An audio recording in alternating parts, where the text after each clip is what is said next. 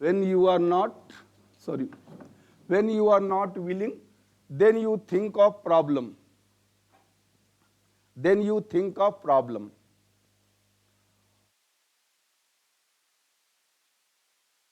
Then you think of problem. यानी जब आप किसी कार्य करने के इच्छुक होते हैं तो संभावनाओं के बारे में सोचते हैं, यानी कैसे उसे किया जाएगा। जब आप कार्य करने के इच्छुक होते हैं तो संभावनाओं के बारे में सोचते हैं, और जब इच्छुक नहीं होते हैं तो समस्या के बारे में सोचते हैं। जब इच्छुक नहीं होते हैं तो समस्या के बारे में सोचते हैं। ये ह्यूमन नेचर है, इसमें कोई नई बात नहीं है। जब हम इच्छुक होते हैं तो कैसे करेंगे, अगर कोई समस्या है तो उसका समाधान कैसे होगा, वो हम सोचते हैं। और जब इच्छुक नहीं होते हैं तो ये तो बहुत समस्या है यार, कैसे करेंगे, छोड़ो, नहीं करते हैं, बाद में देखेंगे। तो ह्यूमन नेचर है। चलिए, कल हमने टाइम मैनेजमेंट डिस्कस किया था।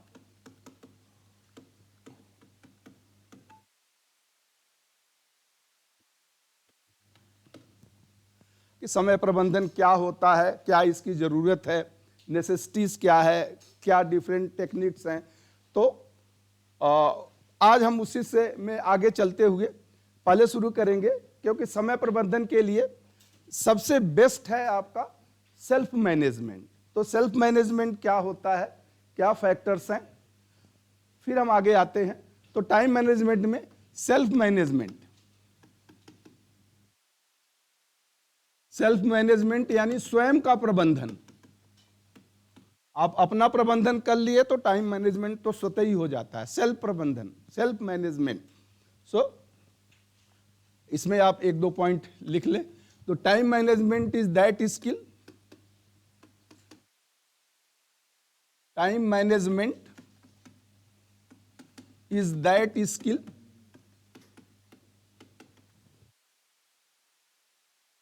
अरे यार, इसको यहां बेकार में रखे हो। टाइम मैनेजमेंट इज दैट, कभी लग जाएगा पैर में। Skill that essential for complete life.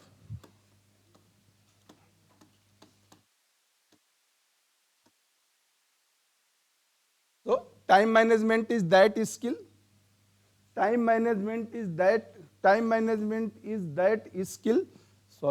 which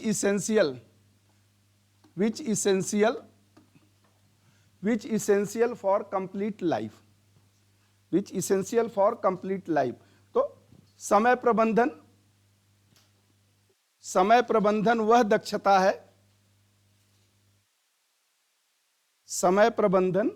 वह दक्षता है जो संपूर्ण जीवन के लिए आवश्यक होती है। समय प्रबंधन वह दक्षता है जो संपूर्ण जीवन के लिए आवश्यक होती है, जो संपूर्ण जीवन के लिए आवश्यक होती है। इसी में आप लिख लें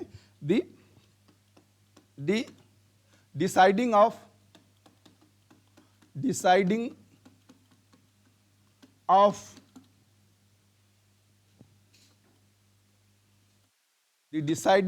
plan and proper utilization of resources,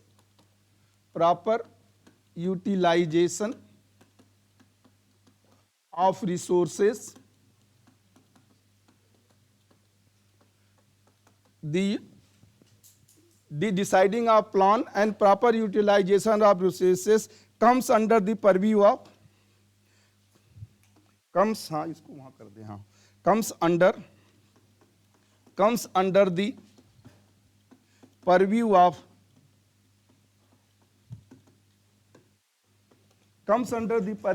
time management या TM लिख लें शॉर्ट में। तो जो दो मेन मुख्य अंग होते हैं हमारे कार्य के, एक तो प्लानिंग और दूसरा ऑर्गेनाइजिंग।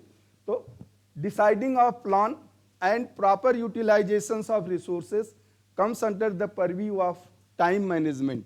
यानी योजना को सुनिश्चित करना, योजना को सुनिश्चित करना, योजना को सुनिश्चित करना और संसाधनों का उचित उपयोग, और संसाधनों का उचित उपयोग समय प्रबंधन की परिधि में आता है, और संसाधनों का उचित उपयोग समय प्रबंधन की परिधि में आता है, मतलब इसके अंतर्गत आता है। समय प्रबंधन के लिए जरूरी है कि आप समय प्रबंधन की परिधि में आता है, समय प्रबंधन की परिधि में आता है। बस एक पॉइंट इसमें और लिख लें, by developing concentration and motivation, by developing concentration and motivation,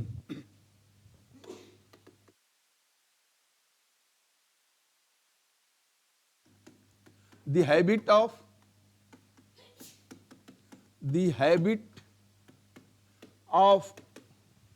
postponing the work, the habit of postponing the work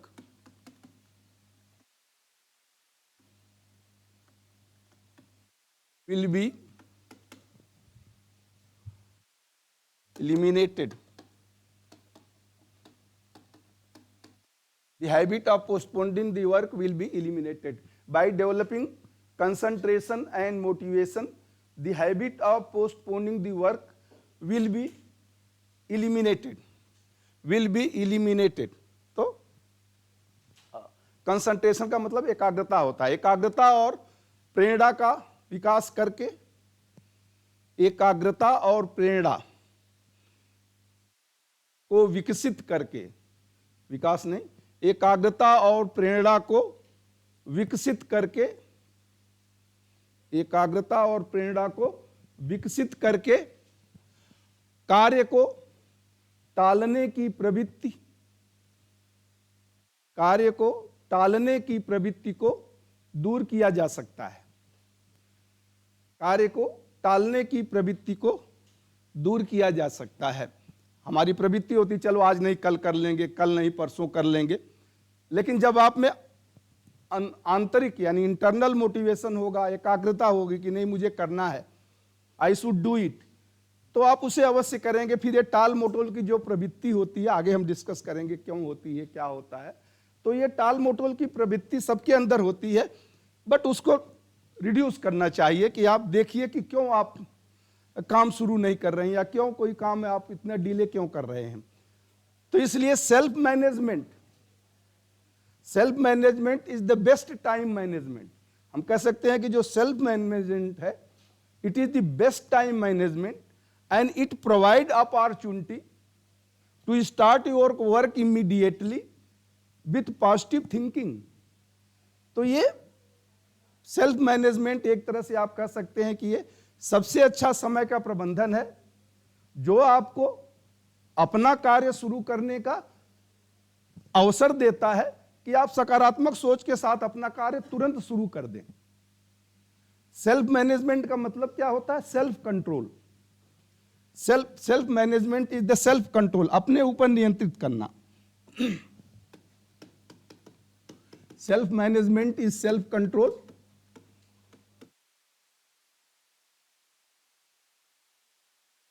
Self management is self control. It includes introspection. It includes introspection,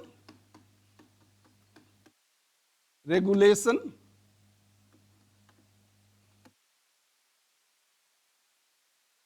direction and action. ये आपका self control है। ये चार चीजें प्रदान करता है self management. Self management का मतलब स्वयं का प्रबंधन। Self management is self control, स्वयं का प्रबंधन, स्वयं पर नियंत्रण है। अपने ऊपर नियंत्रण करना, दूसरों पर नहीं। स्वयं का प्रबंधन, स्वयं का प्रबंधन, स्वयं का नियंत्रण है। इसके अंतर्गत इंट्रोस्पेक्शन यानी इसके अंतर्गत आत्म अवलोकन, इंट्रोस्पेक्शन, खुद अपना अवलोकन करिए। आत्म अवलोकन, रेगुलेशन यानी नियंत्रण, आत्म अवलोकन, नियंत्रण, दिशा देना, दिशा देना, डायरेक्शन, दिशा देना और कार्य करना, दिशा देना और कार्य करना सम्मिलित होता है। दिशा देना और कार्य करना सम्मिलित होता है।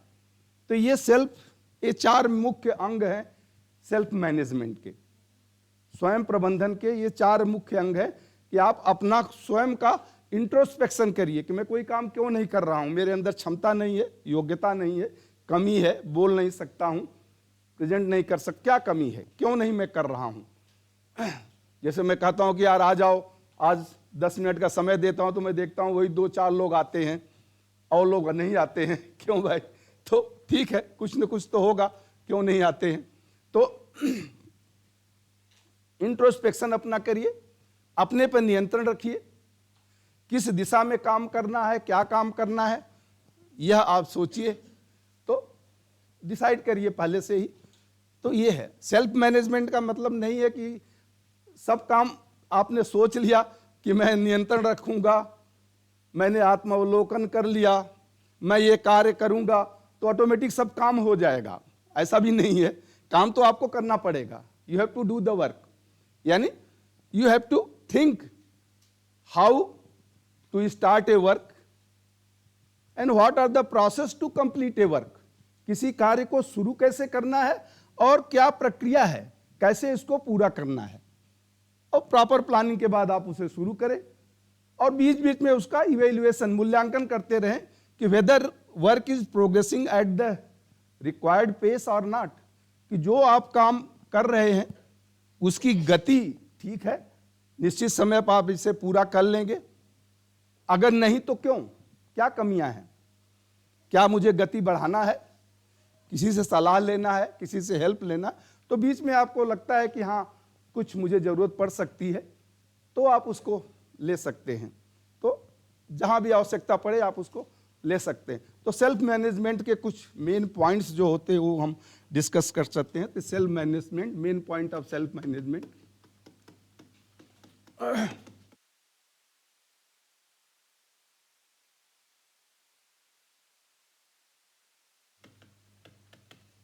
मैं केवल पॉइंट ही जस्ट लिख देंगे, आगे तो हम डिस्कस कर लेंगे आप अपने से, मैं ज्यादा उसमें ज्यादा नहीं, बस मेन पॉइंट है। तो पहला and first and foremost thing है live to your idealism.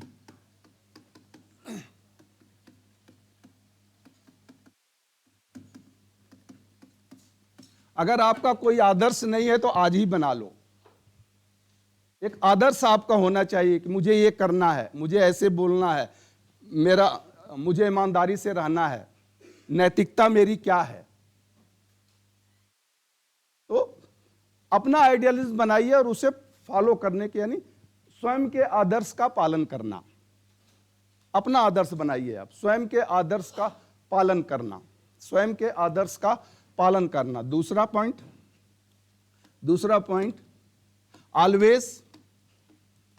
Always respect your words, यानी कमिटमेंट। जो कह दिया उसको पूरा करिए। ऑलवेज रिस्पेक्ट योर वर्ड्स, अपने शब्दों का सम्मान हमेशा करें। अपने शब्दों का, यानी जो आप कह दिए हैं कि हाँ मैंने कमिट किया है, तो उसको माने कि हाँ मैंने कहा है और मैं इसको पूरा करूंगा। Always commit, always respect your words, be ready, हमेशा अपने शब्दों का सम्मान करें, हमेशा अपने शब्दों का सम्मान करें। Be ready, be ready to receive skill and knowledge. जहां से भी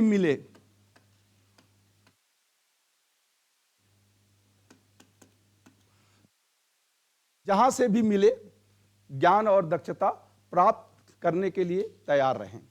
यानी ज्ञान और दक्षता प्राप्त करने के लिए तैयार रहें। ये मत सोचे कि ये छोटा है या ये है, तो जहां से भी मिले ज्ञान और दक्षता प्राप्त करने के लिए तैयार रहें। तो ये भी बहुत जरूरी है। बी परसुएसिव,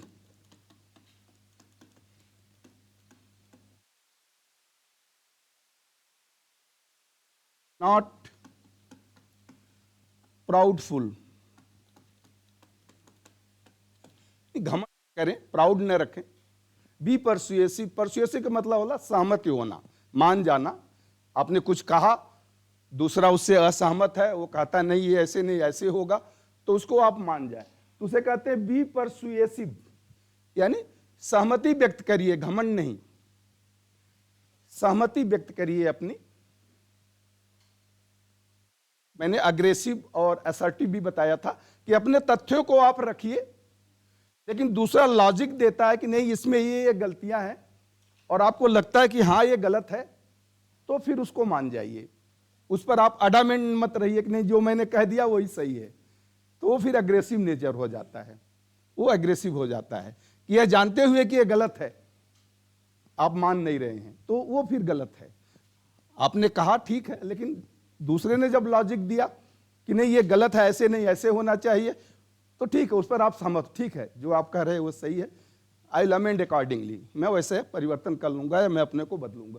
तो उसे कहते हैं बी परसुएसिव नॉट प्राउडफुल। कभी भी आप घमंड मत करिए कि जो मैंने कह दिया और ये मेरा सबऑर्डिनेट उसे कैसे टाल रहा है या मेरे से जूनियर कैसे कह रहा है। नहीं, कोई भी आपको सजेशन दे सकता है, अगर अच्छा सजेशन है तो उसे मानिए। अच्छा सजेशन जो भी है उसे हमेशा मानने की कोशिश करिए।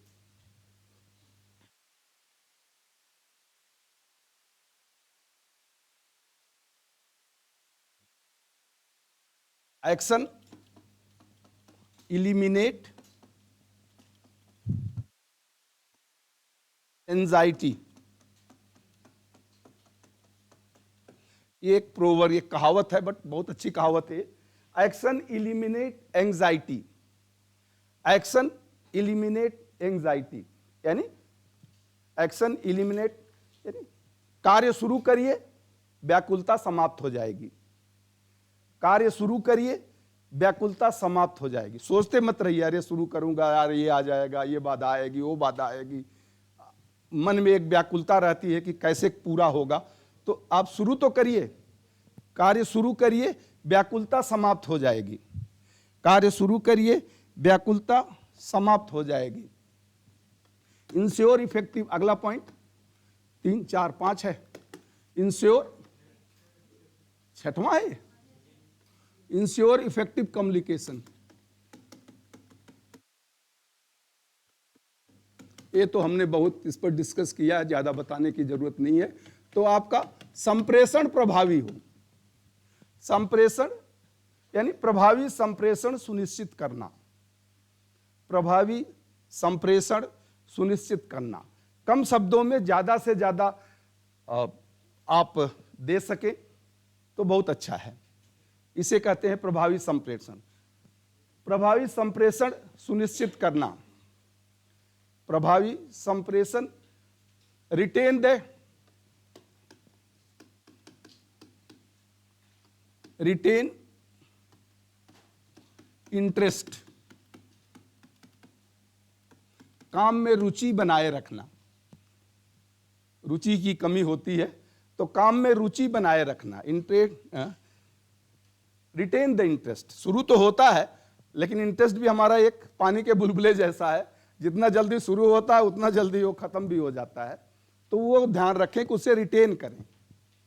तो जो भी आप काम कर रहे हैं तो उसको आप रिटेन करें। जैसे वो था ना, जब हनुमान जी सीता जी की खोज में समुद्र से जा रहे थे तो समुद्र को लगा यार हनुमान जी बहुत दूर से 100 योजन समुद्र इनको क्रॉस करना है तो थक गए होंगे।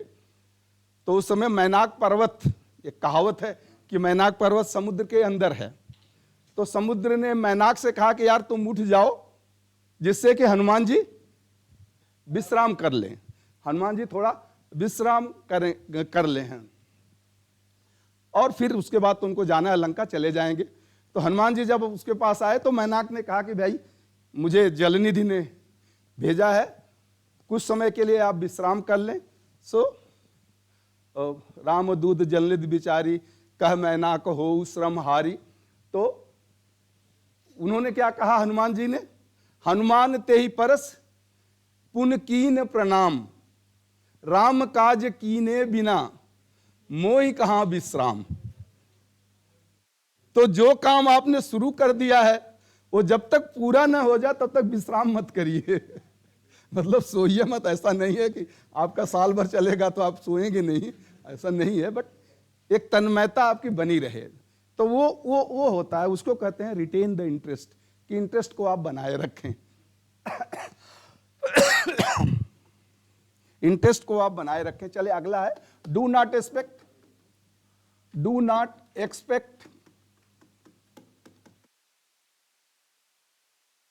everyone will trust you।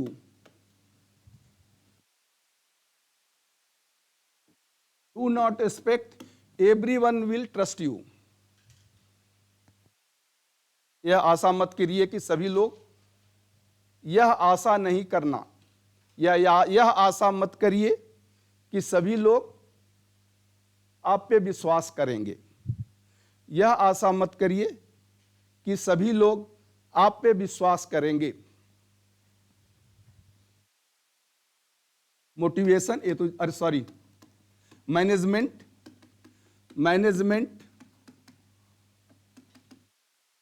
And leadership दोनों होना चाहिए। नेतृत्व की क्षमता और प्रबंधन की क्षमता, मैनेजमेंट की क्वालिटी और लीडरशिप की क्वालिटी दोनों व्यक्ति में होना चाहिए कि जहां लीड करना वहां लीड करिए, जहां प्रबंधन करना वहां प्रबंधन करिए। तो प्रबंधन और नेतृत्व की क्षमता, प्रबंधन और नेतृत्व की क्षमता। कीप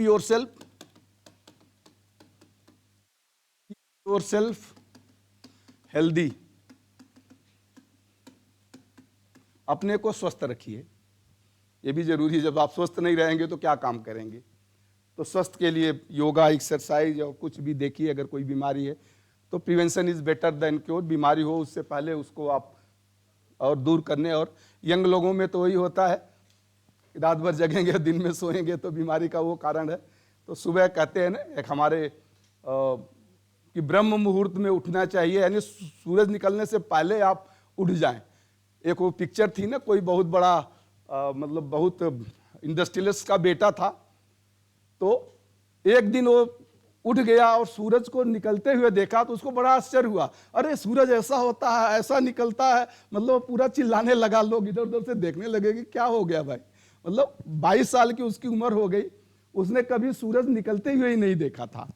ये उनकी पिक्चर है, जो कन्नड़ हीरो कौन था जो जिसकी डेथ हो गई, पुनीत। हाँ, पुनीत की जो पिक्चर कोई थी, तो उसमें वो पूरा तो वो होता है। तो ठीक है, अपने हेल्थ का आपको ध्यान रखना चाहिए, जैसे भी है तो उस हेल्थ का ध्यान रखिए।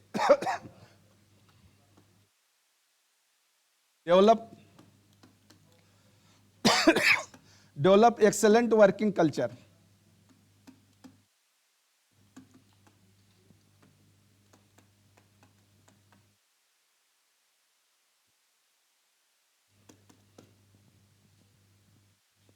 उत्कृष्ट कार्य संस्कृति को विकसित करना। उत्कृष्ट कार्य संस्कृति यानी जो आप कार्य कर रहे हैं सिस्टमेटिक करें। उत्कृष्ट कार्य संस्कृति को विकसित करना, हैब्जर्ड वे में नहीं कि आज कर दिया कल नहीं किया, या फिर कोई काम करके आप कहीं छोड़ दिया फिर कल उसको ढूंढते रहेंगे, यार वो सामान मैंने कहाँ रख दिया। तो वो नहीं होना चाहिए। उत्कृष्ट कार्य संस्कृति को विकसित करें जहां भी आप रहें। शुड बी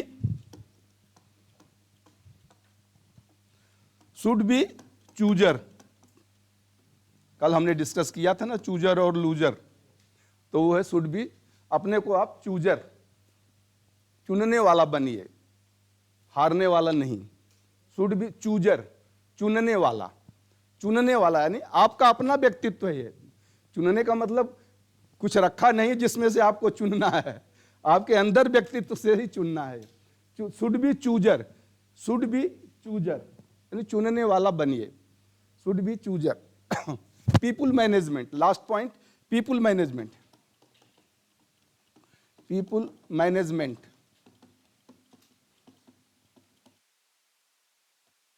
ये कला होना चाहिए। शिव खेरा की जो बुक है यू कैन विन, उसमें उन्होंने कहा है कि सबसे बिगेस्ट प्रॉब्लम क्या है, मैनेजिंग द पीपुल। व्यक्तियों को मैनेज करना इज द बिगेस्ट प्रॉब्लम। आप मशीनरी को, टेक्नोलॉजी को, इक्विपमेंट्स को, सबको मैनेज कर सकते हैं, लेकिन managing the people is the biggest problem, क्योंकि सबकी आवश्यकताएं अलग होती हैं, सबके एक्सपेक्टेशंस अलग होते हैं एक ऑर्गेनाइजेशन में काम करते हुए भी। तो एक ऑर्गेनाइजेशन में सभी व्यक्तियों की अपेक्षाओं को पूरा करना मुश्किल होता है। तो इसलिए कोशिश करें आप, ठीक है 100% तो नहीं होगा, तो पीपुल मैनेजमेंट यानी व्यक्तियों का प्रबंधन करने की कोशिश करें। ये कोशिश आप कर सकते हैं, 100% तो नहीं कोई कह सकते कि आप कर लेंगे।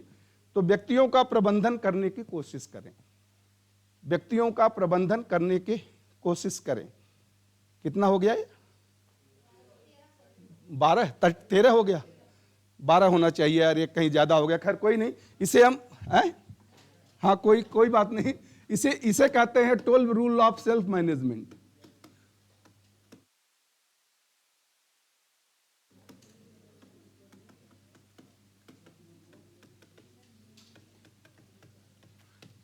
चलिए ये मैनेजमेंट है। अगर 11 हुआ है तो उसको 12 कर लीजिए, अगर 13 हुआ है तो उसको भी 12 कर लीजिए। तो इसे हम कहते हैं, किसी एक को मिला दें, 12 रूल ऑफ सेल्फ मैनेजमेंट इससे कहते हैं। अब हम आते हैं प्रोक्रेस्टिनेशन। टाइम मैनेजमेंट का सबसे बड़ा दुश्मन यही है, टाल मटोल, मन की प्रवृत्ति। आज नहीं कल कर दूंगा, भी बहुत समय है यार, अभी तो 6 महीने बाद एग्जाम है, तो आज ही से पढ़ना जरूरी है। तो छोड़ो यार, जब आप पढ़ने बैठोगे तो कोई दोस्त आ जाएगा, अरे छोड़ो यार अभी एग्जाम तो बहुत दिन है, चलो बाहर घूम के आते हैं, चाय पी के आते हैं, तो चल दिए। तो ये प्रोक्रेस्टिनेशन होता है, टाल मटोल, टाल मटोल की आदत, कार्य को टालना। तो टाल मटोल होता क्या है, क्या क्या इसके हैं, ब्लेमिंग अदर्स, कि वो आ गया इसलिए मैं चला गया। ब्लेमिंग दी अदर्स, दूसरों पर दोषारोपण करना, ये टाल मटोल है कि दूसरों पर आप दोषारोपण कर रहे हैं, इसका मतलब आपकी आदत है टाल मटोल की। Blaming others, blaming others, use to delay the work, use to delay the work, काम में देरी करते हैं, जानबूझ के काम में देरी करते हैं। Use to delay the work का मतलब हुआ जानबूझ के काम में देरी करना, जानबूझ के काम में देरी करना। बिकमिंग टू लेजी, बहुत ही ज्यादा आराम परस्त हो गए हैं, यानी सुस्त हो गए हैं, सुस्त तो है, आलसी, बहुत ज्यादा आलसी हो गए हैं आप, बहुत ज्यादा आलसी होना। बिकमिंग टू लेजी, बहुत ज्यादा आलसी होना। आलसी ठीक है, थोड़ा बहुत तो चलता है, बहुत ज्यादा जब हो जाते हैं। बिकमिंग ग्रीडी, किसी लालच के कारण आप काम नहीं करते हैं। ऑफिस या ऑर्गेनाइजेशन जनरली होता है कि मैं लेट करूंगा तो ओवर टाइम में मिल जाएगा तो पैसे बढ़ जाएंगे, कुछ होता है जो भी लालच है। तो बिकमिंग ग्रीडी यानी कोई लालच हो गई, हाँ लालची प्रवृत्ति। बिकमिंग ग्रीडी यानी लालची प्रवृत्ति आप कह सकते हैं, या लालच आ गई है, बिकमिंग ग्रीडी।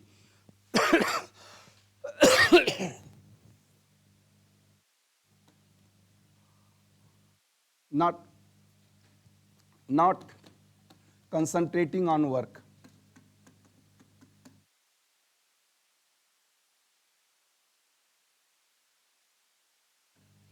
काम पर ध्यान केंद्रित नहीं करते हैं। काम पर ध्यान केंद्रित नहीं करना, इंश्योर टू क्रिएट डाउट और कंफ्यूजन,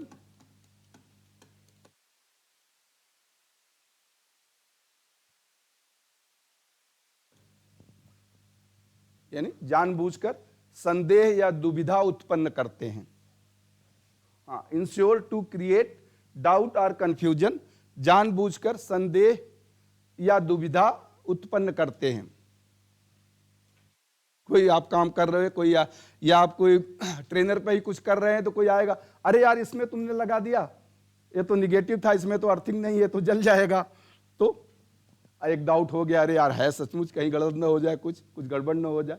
तो ये इंश्योरिंग टू क्रिएट डाउट और confusion, ensuring to create doubt या कंफ्यूजन यानी संदेह या दुविधा उत्पन्न करना। महाभारत के युद्ध में जब लास्ट समय में दुर्योधन, माता गंधारी ने कहा कि यार तुम आ जाओ, बट कोई कपड़े नहीं होने चाहिए, तो तुम्हारा शरीर पूरा वज्र हो जाएगा। अब भगवान कृष्ण मिल गए, उन्होंने थोड़ा डाउट उत्पन्न कर दिया कि यार माँ है, बोली माँ तो माँ है, लेकिन अब तो तुम बच्चे थोड़ो ना हो। तो उसके मन में डाउट आ गया और फिर वही उसकी मौत का कारण बना।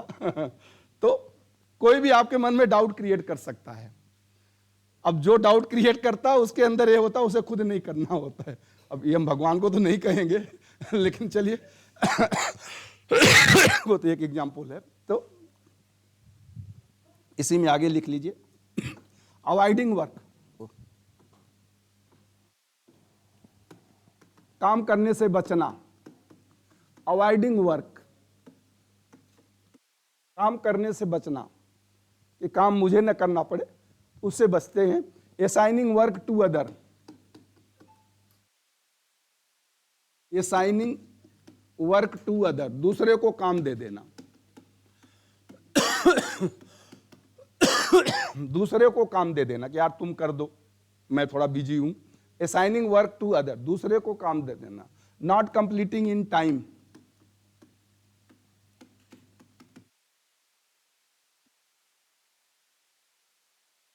Not completing in time. Criticising behaviour, तो ये सब कुछ प्रोक्रेस्टिनेशन के सिम्टम्स होते हैं। ये सब कुछ प्रोक्रेस्टिनेशन के सिम्टम्स हैं।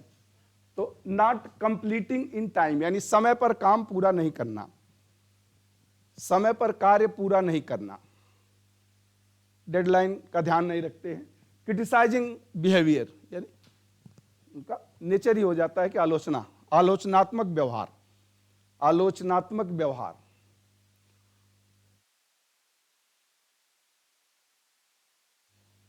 तो ये कुछ हैं जो रीजंस हैं जिसके कारण ये सिम्टम्स हैं, ये प्रोक्रेस्टिनेशन के सिम्टम्स हैं, लक्षण हैं। अब क्या रीजन हो सकते हैं? रीजन फॉर प्रोक्रेस्टिनेशन,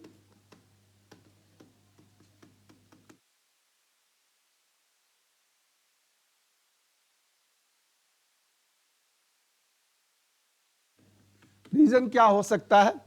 तो पहला ही रीजन होता है फैटलिस्टिक थिंकिंग।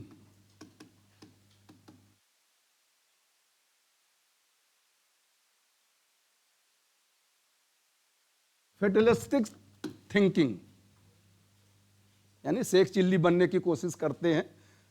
तो भाग्यवादी सोच कि सब कुछ ईश्वर दे देगा, मुझे कुछ करने की जरूरत नहीं है। तो कहते हैं ना सब कुछ तो ईश्वर करता है, वही जो राम रचि राखा, तो जो राम का रच तो क्यों करना, मैं खाना भी वही देंगे। तो फैटलिस्टिक सोच, भाग्यवादी सोच, फैटलिस्टिक थिंकिंग यानी भाग्यवादी सोच। अपॉर्चुनिस्टिक एटीट्यूड,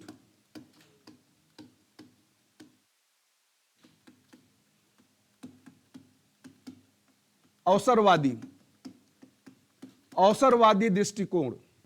जब अवसर है तब नमस्ते करेंगे, नहीं तो कौन हो आप पहचानेंगे नहीं।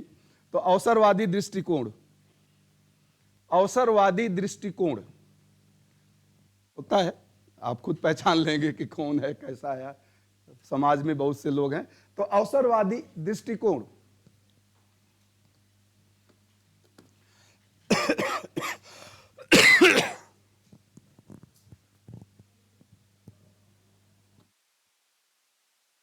Lack of tolerance,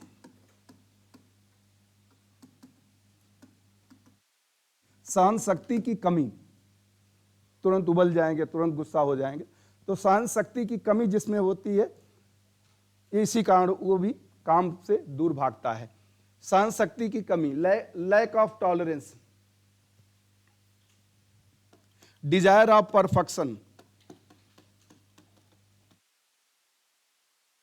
desire of perfection, perfection तो अच्छी चीज है, काम पूर्ण होना चाहिए, लेकिन कुछ लोगों का नेचर होता है कि कभी वो संतुष्ट नहीं होते कि यार ये काम अच्छा नहीं हुआ, थोड़ा और हो जाता, तो फिर वो डिले होता है। तो पूर्णता की इच्छा, डिजायर ऑफ परफेक्शन, पूर्णता की इच्छा, और evaluate if I start now, interruption may come.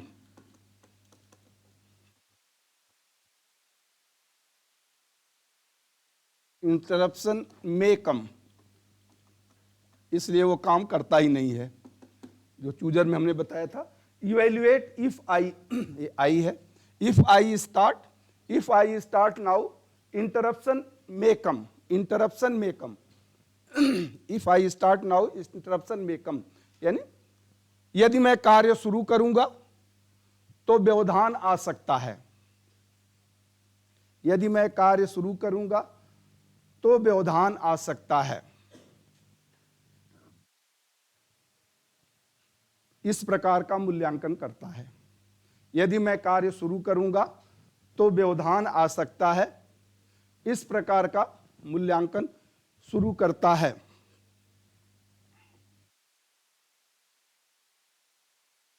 not analyzing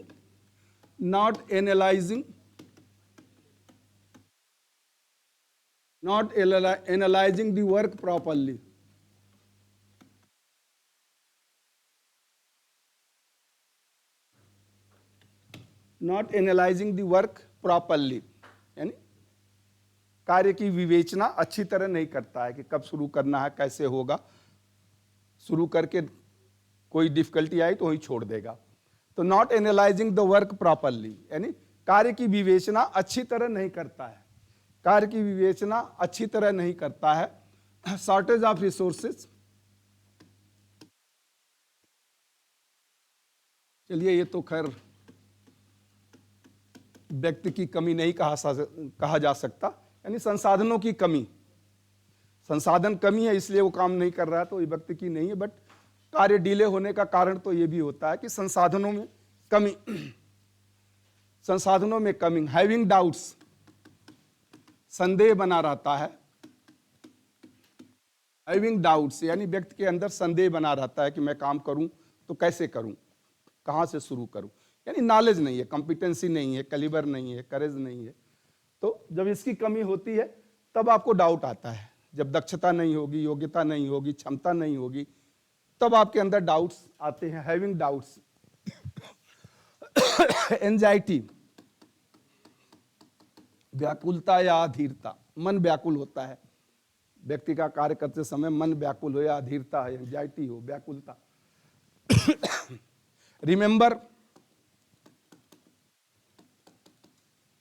remember previous mistake,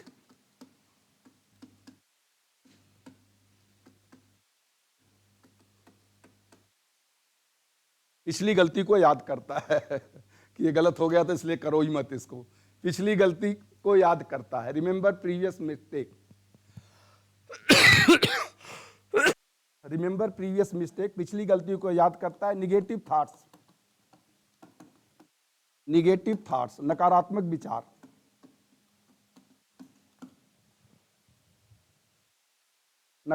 विचार, ये भी इसके वजह से भी कार्य डिले होता है। और लास्ट पॉइंट लिख लीजिए, not able to decide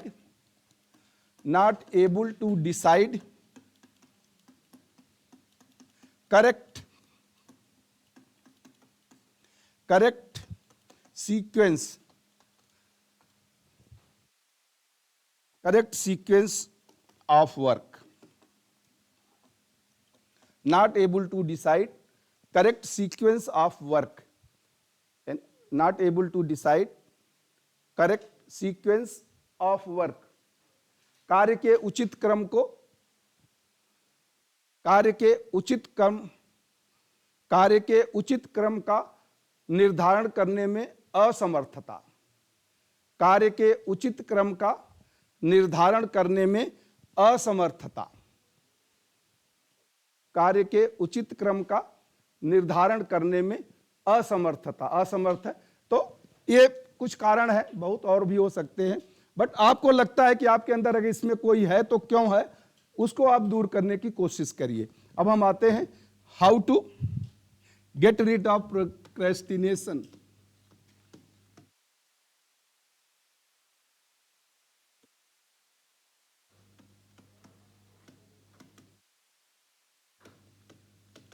how to get rid of procrastination. Mental awareness सबसे जरूरी है इसके लिए। मानसिक रूप से आप तैयार हैं, मानसिक रूप से आप सही सोचते हैं, आपकी सही दिशा है, तो प्रोक्रेस्टिनेशन नहीं होगा। मेन चीज होता है, तो हाउ टू गेट इट में हम 3 चीज डिस्कस करेंगे। तो पहला है मेंटल अवेयरनेस, मेंटल अवेयरनेस, मानसिक जागरूकता आप में होना चाहिए कि मैं काम को क्यों रोक रहा हूं, या कि पढ़ना है तो क्यों नहीं पढ़ रहा हूं, समय का क्यों बर्बादी कर रहा हूं। तो आप मानसिक रूप से मानसिक जागरूकता, और दूसरा जैसा कि आप जानते हैं मोटिवेशन की कमी, मोटिवेशन यानी लैक ऑफ मोटिवेशन आप कह सकते हैं। हम देखेंगे कि क्या क्या मोटिवेशन, तो बहुत 2-4 पॉइंट इसमें डिस्कस करेंगे, ज्यादा नहीं। एंड सेल्फ इंट्रोस्पेक्शन,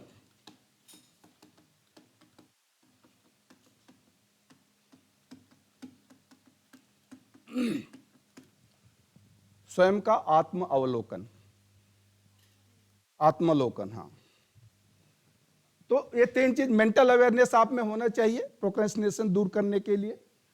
मोटिवेशन, प्रेरित आप हो कार्य करने के लिए। Internal self induced enthusiasm, motivation का मतलब सेल्फ इंड्यूस्ड इंथुसियाज्म, अंदर से आपके आए कि मुझे काम करना है। और तीसरा होता है सेल्फ इंट्रोस्पेक्शन, तीसरा होता है सेल्फ इंट्रोस्पेक्शन। अब इसमें हम 2-3, 4 पॉइंट्स बस शार्ट में अब करते चलते हैं जिससे। तो पहला होगा मेंटल अवेयरनेस, इसकी हिंदी हो गया, कुछ बोल रहे थे? अच्छा, मेंटल अवेयरनेस ये बहुत जरूरी है। तो मेंटल अवेयरनेस में पहला है ability, develop ability, sorry develop calibre to follow your idealism. ये बहुत जरूरी है। एक आदर्श अपना बनाइए कि आपके व्यक्तित्व की एक पहचान बने कि हाँ, ये जो कहते हैं ये करते हैं, ये झूठ नहीं बोलते हैं। जैसे महाभारत युद्ध में नरो या कुंजरो युधिष्ठिर जी ने बोल दिया और द्रोणाचार्य जी की मृत्यु उसी पर हो गई। तो इस तरह का एक आप अपना आदर्श बनाएं कि चलो यार उनसे पूछ लो, वो जो कहेंगे सही सलाह देंगे, सही राय देते हैं। तो उस तरह का develop calibre to follow your idealism, यानी अपने आदर्शों का अनुसरण करने के लिए, अपने आदर्शों का अनुसरण करने के लिए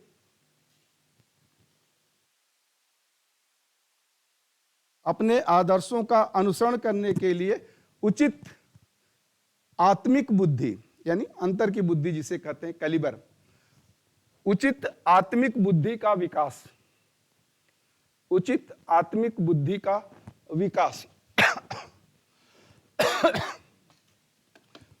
ability to adopt as per situation,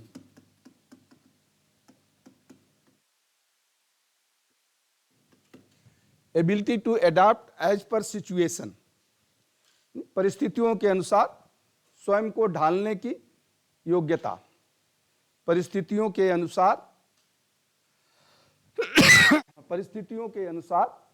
स्वयं को ढालने की योग्यता, अपने को ढालें। परेशानियां तो आती हैं, बस ठीक है, परिस्थितियों के अनुसार अपने को, प्लीज, परिस्थितियों के अनुसार अपने को ढालने की योग्यता।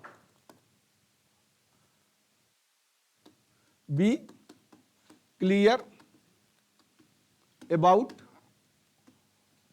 Your thought and action.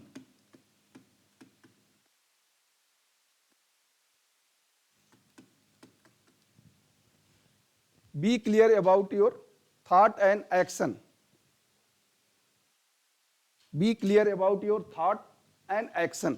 यानी अपने विचार और कार्य में स्पष्टता लाएं। अपने विचार और कार्य में स्पष्टता लाएं।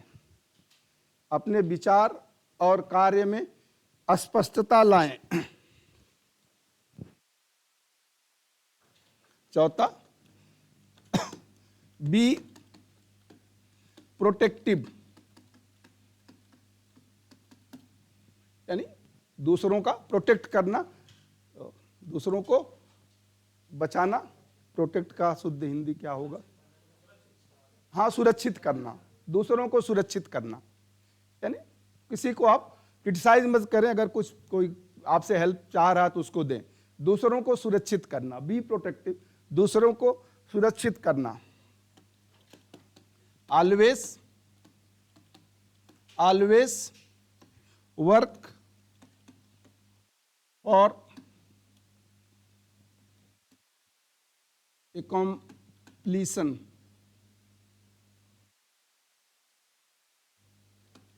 always work for completion of job, completion of work या कंप्लीशन ऑफ जॉब, यानी कार्य को हमेशा पूरा करने के लिए शुरू करिए।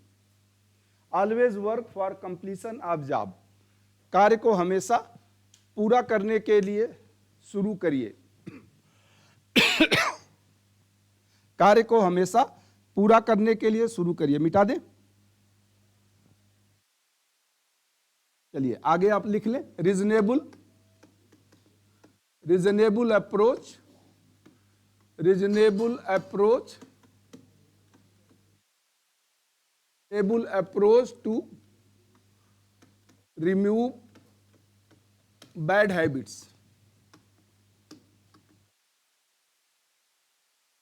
सब में कुछ न कुछ बुरी आदत होती है, तो बुरी आदतों को, reasonable approach to remove bad habits, बुरी आदतों को दूर करने की कोशिश करना। बुरी आदतों को दूर करने की कोशिश करना।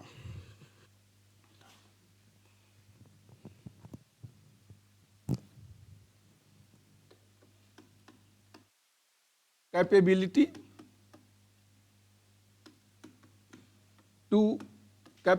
टू कमांड, चाहे जो भी काम है, व्यक्ति है, किसी को भी, यानी नियंत्रण की क्षमता। कैपेबिलिटी टू कमांड, नियंत्रण तो नहीं करें, मार्गदर्शन। कमांड का मतलब होता है आगे मार्गदर्शन देना, तो मार्गदर्शन देने की क्षमता, मार्गदर्शन देने की क्षमता। Obtain will power to improve, अपनी कमी हम सबसे अच्छा जानते हैं, तो obtain will power to improve, यानी कमियों को दूर करने के लिए इच्छा शक्ति जागृत करना। कमियों को दूर करने के लिए इच्छा शक्ति जागृत करना। कमियों को दूर करने के लिए इच्छा शक्ति जागृत करना। आगे आप लिख लें, never negate the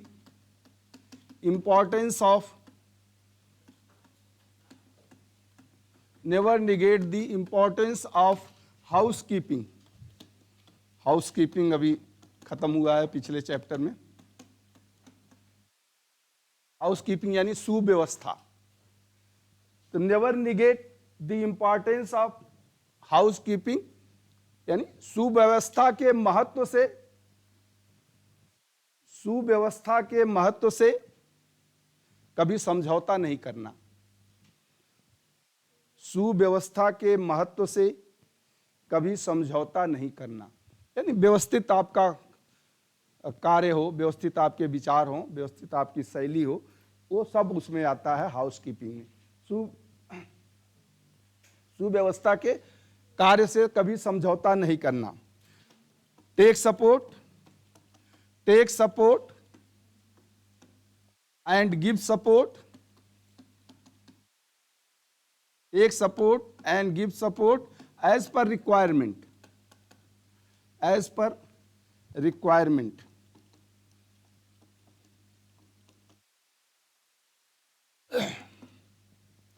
take support and give support as per requirement, यानी आवश्यकता अनुसार सहयोग लेना और देना। आवश्यकता अनुसार सहयोग लेना और देना, आवश्यकता अनुसार सहयोग लेना और देना। मिटा दें? चलिए अगला point, always listen to your inner voice. ये बहुत इंपॉर्टेंट है, इनर वॉइस ऑफ कॉन्शियसनेस।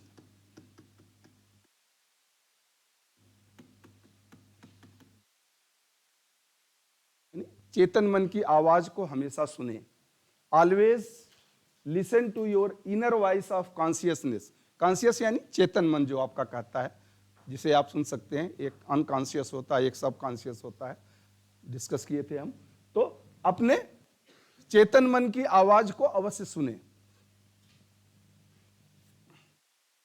चेतन मन की आवाज को, यानी आत्मा की आवाज, जो आपका मन कहता है कि यहाँ काम अच्छा है, गलत है, तो उसी अनुसार आप अपना मॉरलिटी को डिसाइड करें। ट्राई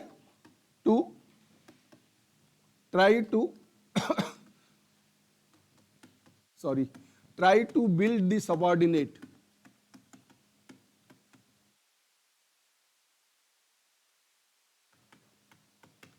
ट्राई टू बिल्ड, बनाना का मतलब हुआ try to build the subordinate, यानी सहयोगियों की, सहयोगी तो नहीं, सबऑर्डिनेट में अधीनस्थ कहते हैं। अधीनस्थ व्यक्तियों की सहायता करना, अधीनस्थ व्यक्तियों की सहायता करना। जो आपसे नीचे काम कर रहे हों या आपके साथ भी काम कर रहे हों, तो अधीनस्थ व्यक्तियों की सहायता करना।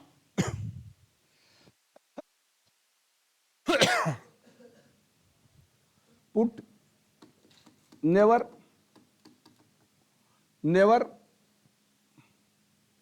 Put any excuse, NEVER, never put any excuse. Never put any excuse, यानी कभी बहानेबाजी मत करिए। बहानेबाजी नहीं करना कि मैं ये काम क्यों नहीं कर पाया। ठीक है, मान लीजिए गलती हुई है तो हुई है, अगली बार से सुधार करें।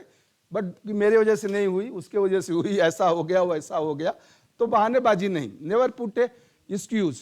पुट योर, लास्ट पॉइंट लिख लें बस। पुट योर आइडियाज, 10 ही कहा था, ज्यादा ही हो गया लगता है। Put your ideas into work. चलिए कोई बात नहीं, कभी आप जब समय मिलेगा तब इसको पढ़िएगा कि हाँ मेरे में क्या कमी और कैसे सुधार करूंगा। तो कभी आपको जरूरत पड़े तब पढ़िए। Put your ideas into work, यानी अपने विचारों को कार्य रूप देना, अपने विचारों को कार्य रूप देना। Put your ideas to work, अपने विचारों को कार्य रूप देना। चलिए दूसरा है मोटिवेशन में ज्यादा नहीं, 2 ही 4 पॉइंट, 5 पॉइंट, ज्यादा नहीं। मोटिवेशन तो हमने बहुत, बट रिलेटेड टू इसके संबंध में क्या मोटिवेटेड के कुछ पॉइंट्स हैं, यानी प्रेरणा से संबंधित है। तो पहला है, फर्स्ट है start your work immediately. Start your work immediately.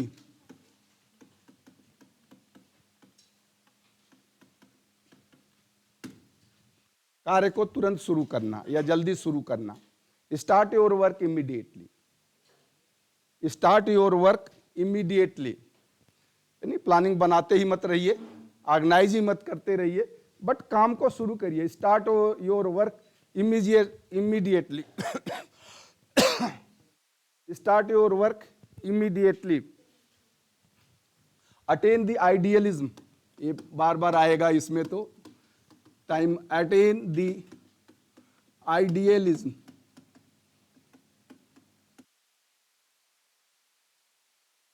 आदर्श प्रस्तुत करने की कोशिश करना, आदर्श प्रस्तुत या आदर्श प्राप्त करने की कोशिश करना।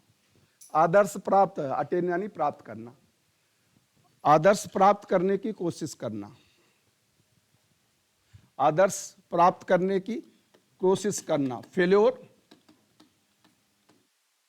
Failure is flopping the success for some time.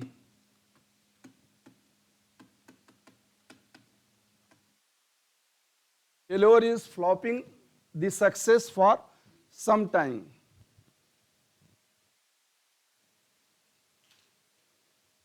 असफलता, असफलता,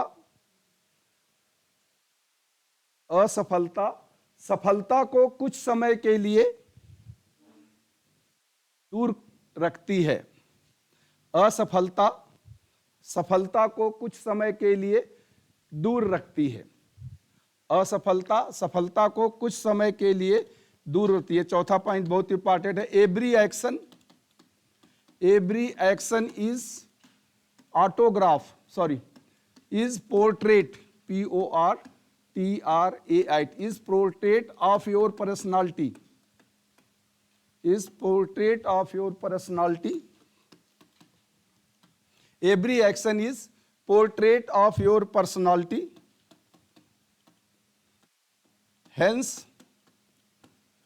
Hence autograph your action, autograph your action with excellency.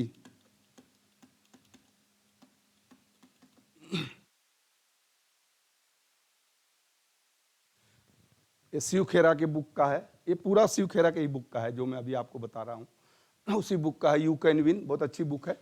Any action is portrait of your personality, hence autograph your action with excellency. तो प्रत्येक कार्य व्यक्ति के व्यक्तित्व का दर्पण होता है। प्रत्येक कार्य व्यक्ति के व्यक्तित्व का दर्पण होता है। प्रत्येक कार्य व्यक्ति के व्यक्तित्व का दर्पण होता है। अतः सभी कार्य को उत्कृष्टता के साथ करें। अतः सभी कार्य को प्लीज उत्कृष्टता के साथ करें। अतः सभी कार्य को उत्कृष्टता के साथ करें, यानी कहते हैं कि कोई काम छोटा बड़ा नहीं होता है। जरूरी नहीं कि सभी लोग महान कार्य कर सकें, जरूरी नहीं कि सभी लोग महान कार्य कर सकें, लेकिन जो कुछ भी आप कर रहे हैं उसे महानता से करिए। जो कुछ भी आप कर रहे हैं उसे महानता से करिए। कहने का मतलब यही है इसका। तो जो कुछ भी आप कर रहे हैं उसे आप महान तरीके से करने की। ऑनेस्टी, अगला पॉइंट आप लिख लें। Honesty, honesty is the honour of humanity. Honesty is the honor of humanity. Honesty is the honor of humanity. यानी ईमानदारी मानवता का सम्मान है। ईमानदारी मानवता का सम्मान है। ईमानदारी मानवता का सम्मान है। अगला point, affinity comes from collectiveness. comes from collectiveness.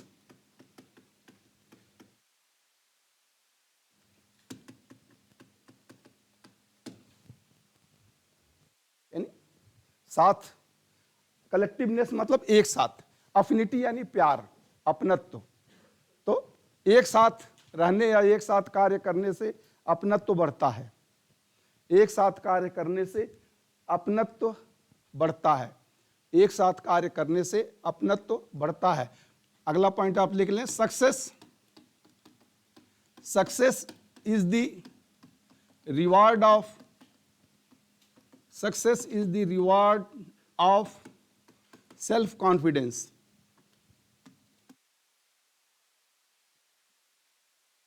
Self confidence, तो ये सेल्फ कॉन्फिडेंस आपके पास है तो आप अवश्य सफल होंगे। Success is the reward of self confidence, यानी आत्मविश्वास का परितोष सफलता है। आत्मविश्वास का परितोष सफलता है। आत्मविश्वास का परितोष सफलता है। अगला आप लिख लें, डिसिप्लिन, ये तो मैंने पहले भी शायद लिखाया था। Discipline determine density of your determination.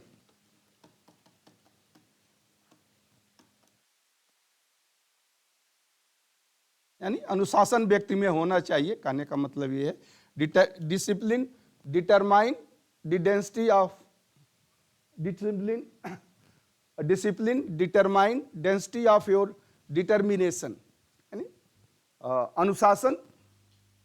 अनुशासन व्यक्ति के दृढ़ता की, अनुशासन व्यक्ति के दृढ़ता की शक्ति को सुनिश्चित करता है। अनुशासन व्यक्ति के दृढ़ता, अनुशासन व्यक्ति के दृढ़ता की शक्ति को सुनिश्चित करता है।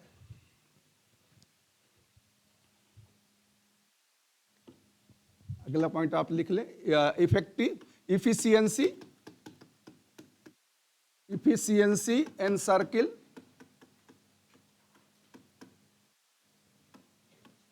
Efficiency and circle essentiality.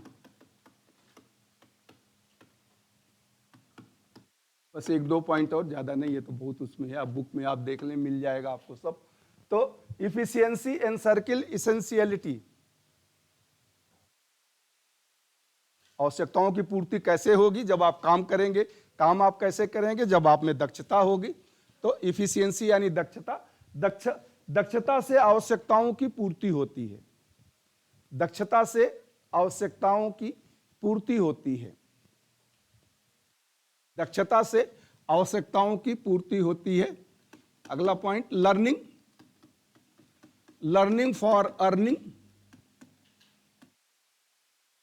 Learning for earning is social responsibility.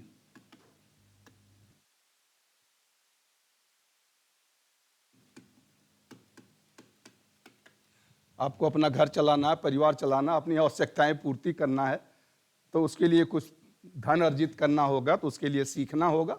तो कमाने के लिए सीखना सामाजिक दायित्व है। कमाने के लिए सीखना सामाजिक दायित्व है।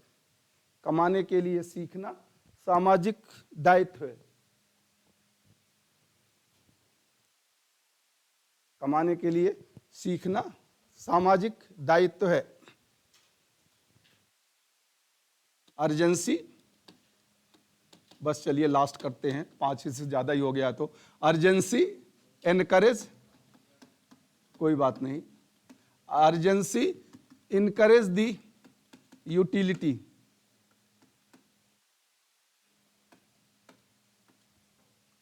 मोटिवेशन मैंने पढ़ा था ना कि जब आवश्यकता होती है, उस आवश्यकता की पूर्ति के लिए ही हम कार्य करते हैं। तो आवश्यकता उपयोगिता को प्रोत्साहित करती है। आवश्यकता उपयोगिता को प्रोत्साहित करती है। तो आप काम करते हैं, जब आवश्यकता होगा प्यास लगेगी तो पानी तो पिएंगे ही कम से कम। तो आवश्यकता उपयोगिता को प्रोत्साहित करती है, आवश्यकता उपयोगिता को प्रोत्साहित करती है। चलें, तीसरा है सेल्फ इंट्रोस्पेक्शन। रिगार्डिंग आप सेल्फ इंट्रोस्पेक्शन का मतलब रिगार्डिंग टू टाइम मैनेजमेंट ही है और नहीं। हम स्पेशली अभी जो हम इंट्रोस्पेक्शन की बात करेंगे वो केवल टाइम मैनेजमेंट से, यानी आप में आपकी जो प्रवृत्ति है उससे आप टाइम को बचाते हैं या टाइम का अच्छी तरह यूटिलाइजेशन करते हैं या आप टाइम को वेस्ट करते हैं। आप खुद सोचिए कि मेरा ये कार्य जो था इससे कम समय में हो सकता था या नहीं। तो हम अपना सेल्फ का अवलोकन कैसे करें, तो उसके लिए यह है टाइम सेवर। अब इसमें मैं ज्यादा डिस्कशन नहीं करूंगा। Time saver versus time waster, तो आप किस कैटेगरी में हैं ये आप खुद डिसाइड करें कि आप समय बचाते हैं या समय बर्बाद करते हैं। बचाते का मतलब अच्छी तरह उपयोग करते हैं। आप समय बचाते हैं या समय का उपयोग करते हैं।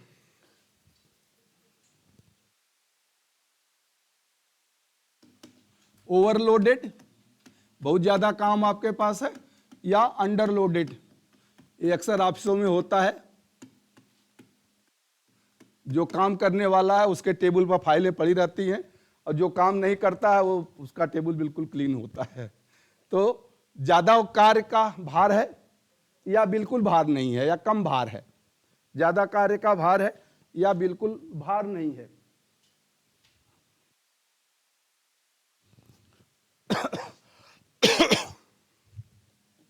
प्रोटेक्टिव, आपका नेचर प्रोटेक्टिव है या प्यूनिटिव, PUNI, यानी आप दूसरों का बचाव करते हैं या दूसरों को दंड देते हैं।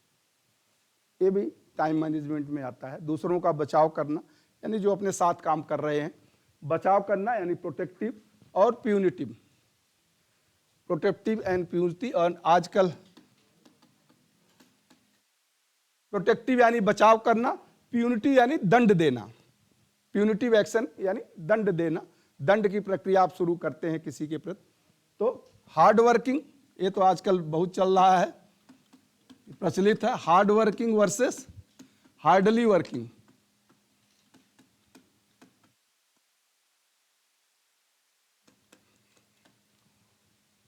कभी कभी काम करते हैं या रियली मन लगा के काम करते हैं। तो हार्ड वर्किंग यानी अच्छी तरह से, खैर हार्ड वर्किंग जगह वही स्मार्ट वर्किंग हो गया है जब से कंप्यूटर का जमाना, आर्टिफिशियल इंटेलिजेंट आया। But hard working versus hardly working. हाँ जी,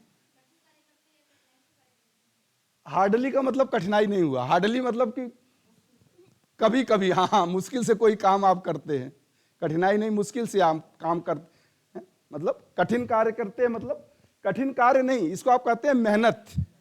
मेहनत से काम करते हैं या मुश्किल से काम करते हैं, मतलब कभी कभी काम करते हैं, अवॉइड करते हैं ज्यादातर काम करना। हार्डली वर्किंग मतलब अवॉइड कि छोड़ो यार, कोई दूसरा कर देगा, मैं नहीं करूंगा। वो है ना एक 4 की कहावत, anyone, someone, no one, all one. तो लगता है कि कोई तो कर ही देगा, मैं नहीं करूंगा तो वो कर देगा, वो नहीं करेगा तो वो करेगा, और अल्टीमेटली लास्ट में कोई नहीं करता है। तो वो अक्सर होता है। तो open door policy, open door policy versus close door policy. इस पर आप अपने तरफ से आप डिस्कशन कर सकते हैं। ये तो मैं केवल पॉइंट बता रहा हूं, इस पर डिस्कशन करेंगे तो पूरा एक डिबेट, एक दिन का पूरा सेशन होता है। जब एक हफ्ते का टाइम मैनेजमेंट का कोर्स होता है, जब कभी एक हफ्ते का कोर्स हुआ करता था, तो उस पर एक पूरा एक दिन का डिबेट इसी पर होता था। आपको सो काम करने वाले लोग होते थे, कहीं न कहीं किसी ऑफिस में काम करते थे। तो open door policy and close door policy का मतलब हुआ यहाँ पारदर्शिता और अपारदर्शिता, यानी आप खुला, बिल्कुल आप सबके सामने जो कार्य होता है सबको पता होता है। पारदर्शिता और अपारदर्शिता, वहां कोई भी छिप के यानी जो निर्णय लिया जाता है वो सबको पता नहीं होता है। Decent decision, decent DECENT, decent decision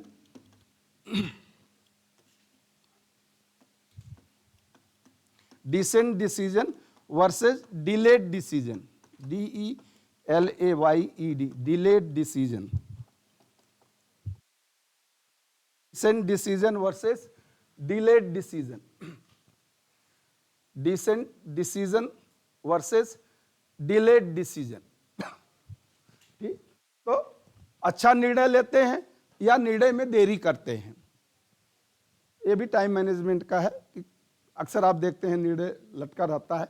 अच्छा निर्णय लेते हैं या निर्णय में देरी करते हैं, अच्छा निर्णय लेते हैं या निर्णय में देरी करते हैं।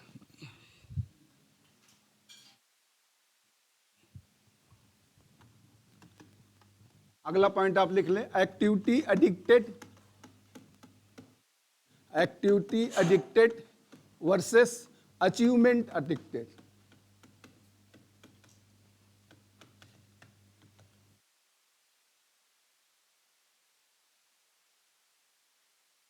एक्टिविटी एडिक्टेड, अचीवमेंट एडिक्टेड,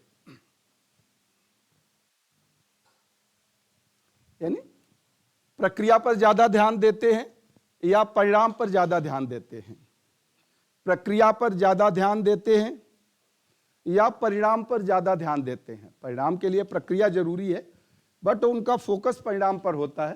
तो प्रक्रिया के लिए ज्यादा ध्यान देते हैं या परिणाम पर ज्यादा ध्यान देते हैं। तो care taker versus builder. Builder का मतलब बॉडी बिल्डर नहीं, केयर टेकर यानी रखवाली करने वाला या रक्षक कह सकते हैं आप, और बिल्डर का मतलब निर्माण करने वाला, बनाने वाला, तो निर्माण करने वाला या बनाने वाला। यहां पर आप कह सकते हैं कि ये मैनेजमेंट और लीडरशिप। केयर टेकर यानी जैसा चल रहा है वैसा ही चलने दो, जो मैनेजर करता है कि as per rules and regulation जो काम चल रहा है वो चलने दो। और लीडर करता है कि नहीं, कुछ नया करो, चेंज करो, कुछ बनाओ। तो आपके अंदर लीडरशिप क्वालिटी है या मैनेजर की क्वालिटी है? क्वालिटी तो दोनों चाहिए, बट प्रोमिनेंस कौन सी क्वालिटी है, प्रोमिनेंसी किस क्वालिटी की है, उसको आपको ध्यान देना होगा कि कौन सी क्वालिटी है।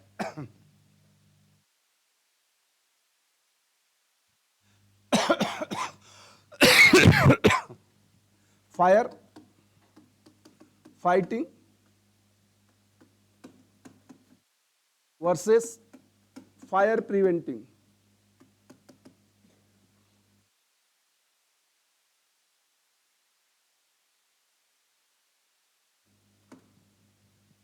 ये भी जरूरी है। फायर फाइटिंग यानी विषम परिस्थितियों में कार्य करना, विषम परिस्थितियों में कार्य करना, और यह होता है विषम परिस्थितियों को टालना कि विषम परिस्थिति आए ही ना। विषम परिस्थितियों में कार्य करना या विषम परिस्थितियों को टालना, यानी आग लग गई तब तो फायर टेंडर आएगा ही, बुझाएगा। तो आग लगी है तो किसी न किसी कारण से ही लगी होगी, कोई न कोई असावधानी हुई होगी, कुछ हुई तभी तो आग लगी। तो जो असावधानी है, जो कारण है जिससे आग लगती है, उन कारणों का आप निवारण कर दें। Prevention is better than cure, तो वो कहते हैं फायर प्रिवेंशन, तो वो कारण ना आए। अर्जेंसी वर्सेस इंपॉर्टेंट, दोनों जरूरी है, बट ये व्यक्ति का अपना इंडिविजुअल कैरेक्टर। अर्जेंसी मतलब अति आवश्यक, अर्जेंसी का मतलब होता है अति आवश्यक, और इंपॉर्टेंट का मतलब महत्वपूर्ण। बट कुछ लोग ऐसे होते हैं कि हर अति आवश्यक कार्य को महत्वपूर्ण बना देते हैं। तो जरूरी नहीं कि हर अति आवश्यक कार्य महत्वपूर्ण ही हो, या हर महत्वपूर्ण कार्य ही पहले करना हो। तो अति आवश्यक, और ये एक नेचर होता है व्यक्ति का, एक ऑफिस में होता है कि कैसे और किस कार्य को आप करेंगे। तो अर्जेंसी ऑब्लिक इंपॉर्टेंस, और अभी हमने जो पढ़ा था फ्लाइट एटीट्यूड, टेंशन में आपने पढ़ा था ना, flight attitude versus fight attitude.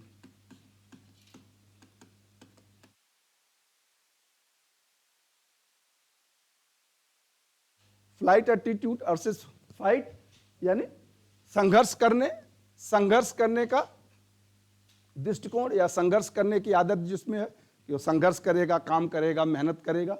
और पलायनवादी दृष्टिकोण, संघर्षवादी दृष्टिकोण और पलायनवादी दृष्टिकोण, संघर्षवादी दृष्टिकोण और पलायनवादी दृष्टिकोण।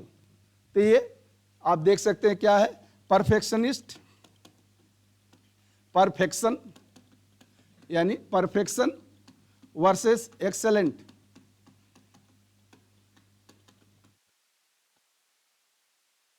परफेक्शन यानी पूर्णता, एक्सेलेंट यानी उत्कृष्टता।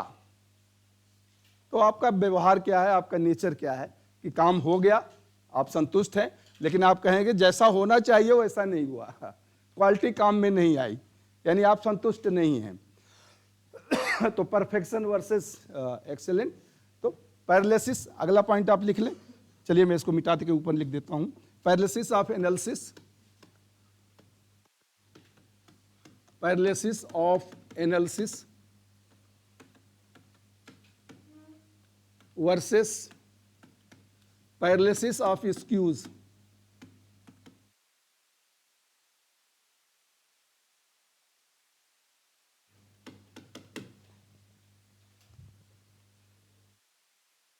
Paralysis of analysis versus paralysis of excuse यानी कार्य को अधिक समय तक, कार्य का अधिक समय तक विवेचना करना, यानी विवेचना में ही वो लगे रहते हैं। कार्य का अधिक समय तक विवेचना करना और कार्य के लिए बहाने ढूंढना, कार्य का अधिक समय तक विवेचना करना और कार्य के न करने के लिए बहाने ढूंढना, कार्य न करने के लिए बहाने ढूंढना।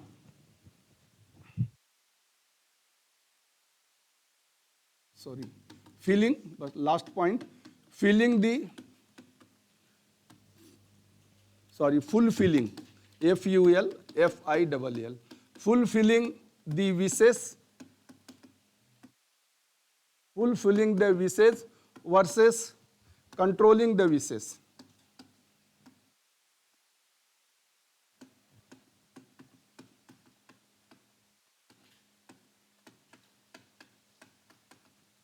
ये मैनेजमेंट के लेवल के लिए है, एक्चुअली उनका है कि वो अपने सबऑर्डिनेट की इच्छाओं की पूर्ति करना, फुलफिलिंग द विशेज यानी इच्छाओं की पूर्ति करना और इच्छाओं पर नियंत्रण करना, इच्छाओं की पूर्ति करना और इच्छाओं का नियंत्रण करना। तो ये प्रोक्रेस्टिनेशन है, जो मेन काज होता है कि हम क्यों नहीं करते हैं। प्रोक्रेस्टिनेशन के लक्षण क्या है वो भी मैंने बता दिए, प्रोक्रेस्टिनेशन के कारण क्या है 8-10 मैंने वो भी बता दिए। प्रोक्रेस्टिनेशन को आप कैसे दूर करेंगे, वो 3 मेथड है उसके। अब ये मेथड तो खैर फॉलो करना पड़ेगा, तो कोई बता सकता है मेथड आपको, लेकिन फॉलो आपको ही करना पड़ेगा। मेंटल अवेयरनेस इसके लिए जरूरी है, जैसा मैंने आपको बताया मेंटल अवेयरनेस बहुत जरूरी है। प्रेरणा आपके अंदर हो, प्रेरणा में जैसे मैंने बताया था definition, self induced enthusiasm of individual to explore his ability to the best of his capability so as to achieve the goal of self and organisation. तो आपके अंतर मन का उत्साह जो अंदर से आए, ऐसा नहीं कि कंपल्सन नहीं, कंपल्सन में नहीं, मोटिवेशन का मतलब होता अंतर मन से आए, जो आपकी योग्यता को आपकी क्षमता के साथ दोनों को बढ़ा दे, जिससे आप स्वयं का भी और संस्थान दोनों के लक्ष्य की पूर्ति में सहायक बने या सहायक हों या सामर्थ हों। तो वो होता है मोटिवेशन, उस मोटिवेशन को आपको रखना होगा। तो अब आप इसको पढ़िएगा और देखिए आप किस कारण से, जैसे मैंने कहा था कि अगर आप 7 बजे उठते हैं तो 6 बजे उठने की कोशिश करिए, वो भी एक गलत आदत है। तो 1 घंटे आप उसमें सुधार कर सकते हैं। बट अभी ठंड है, चलो ठंड के समय तो थोड़ा सबको लगता है यार कहाँ टहलने जाएंगे। आजकल तो मैं भी टहलने नहीं जा पा रहा हूँ, उठता हूँ, उठ तो जाता हूँ, बट लगता है यार बहुत ठंड है बाहर। कभी कभी बाहर अरे बहुत ठंड है छोड़ो तो पूरा हाथ वोथ कांपने लगते हैं। तो चलो मेरी तो उम्र है, खैर कोई बात नहीं, बट ये है कि आप लोग अभी यंग हैं यार। हाँ, फिर भी मौसम से तो बच के रहना है, मौसम से बच के रहना है। चलिए अब हम आते हैं एक सिंपल कि हर कार्य के लिए एक समय होता है। तो थोड़ा सा जनरल, ये तो जनरल डिस्कशन है, ये इससे आपका टाइम मैनेजमेंट से रिलेटेड ही नहीं है, but take the time, take the time, take the time to play, यानी सब काम करना चाहिए, ऐसा नहीं, खेलने के लिए भी आपको समय निकालिए। Take the time to play. हाँ, नहीं हेडिंग नहीं है ये, बस ये आप करिए टाइम फॉर एवरीथिंग, हेडिंग आप इसका कर दें time for everything.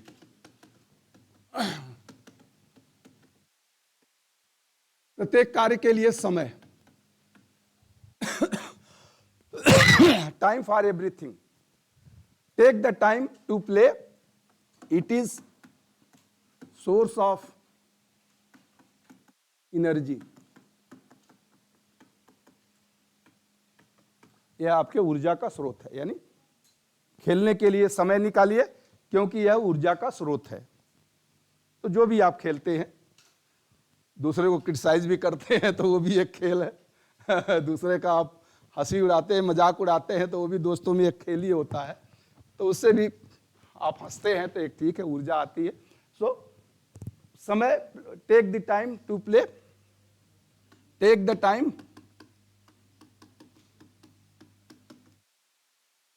Take the time to read, it is, बस it is source of wisdom, बुद्धिमत्ता का स्रोत है। पढ़ने के लिए समय निकालिए क्योंकि यह बुद्धिमत्ता का स्रोत है। पढ़ने के लिए समय निकालिए, बुद्धिमत्ता का स्रोत है। टेक टाइम टू अपोज, किस लिए करते हैं? ये किसका सोर्स है? लड़ाई का it is source of correction, it is source of correction, यानी ये सुधार का स्रोत है। विरोध आप किसी का इसलिए करिए कि सुधार हो, तो एक सुधार का स्रोत है, source. Take time to speak, take time to speak, it is source of presentation,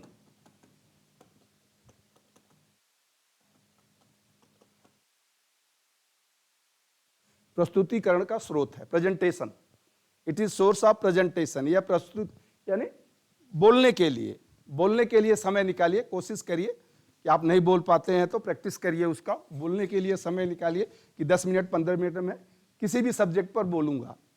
तो इससे ये आपके प्रस्तुतिकरण के लिए एक समय हो जाता है। Source to speak, it is the source of presentation, it is the source of presentation, यानी ये आपके प्रस्तुतिकरण का सोर्स है। टेक टाइम टू सर्व,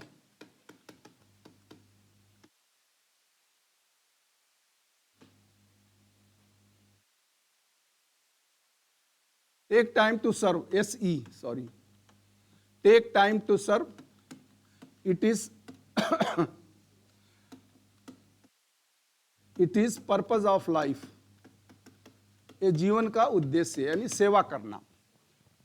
जो भी आप सेवा कर सकते हैं तो सेवा करने के लिए समय निकालिए क्योंकि ये जीवन का एक उद्देश्य होता है।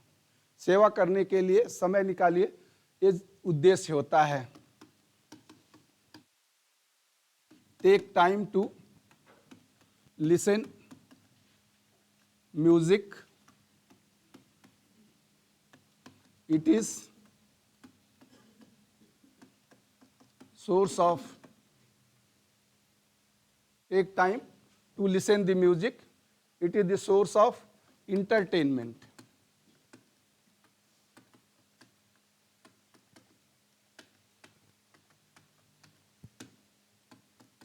ये मनोरंजन का स्रोत है. Take time to listen the music, यह मनोरंजन का स्रोत है. Take time to listen the music, take time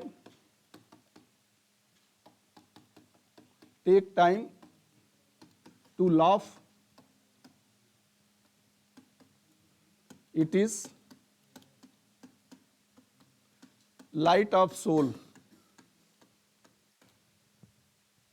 हंसने के लिए समय निकालिए, ये आत्मा का प्रकाश है. हंसने के लिए समय निकालिए, ये आत्मा का प्रकाश है. Take time to love, it is, क्या है भाई?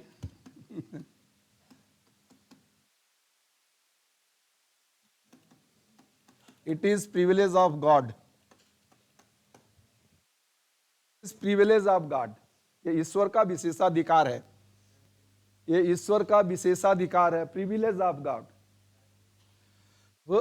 Take time to love, it is the privilege of God. ये ईश्वर का विशेषाधिकार है. यानी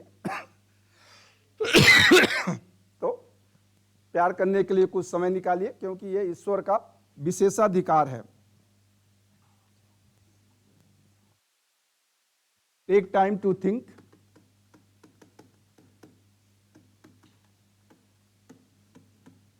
take time to think, it is source of power. यह शक्ति का स्रोत है. सोचने के लिए समय निकालिए, यह शक्ति का स्रोत है. सोचने के लिए समय निकालिए, यह शक्ति का स्रोत है. Take time to fight, it is price of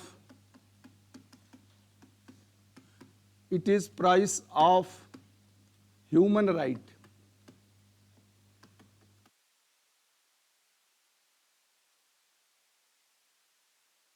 एक टाइम टू फाइट, यानी संघर्ष करने का समय निकाले, क्योंकि ये मानव अधिकारों का मूल्य है. संघर्ष के लिए समय निकालें, क्योंकि यह मानव अधिकारों का मूल्य है. It is the price of human right, यह मानव अधिकारों का मूल्य है. टेक टाइम टू, अब फाइट आया है तो फ्लाइट भी आना चाहिए. It is source to avoid conflict.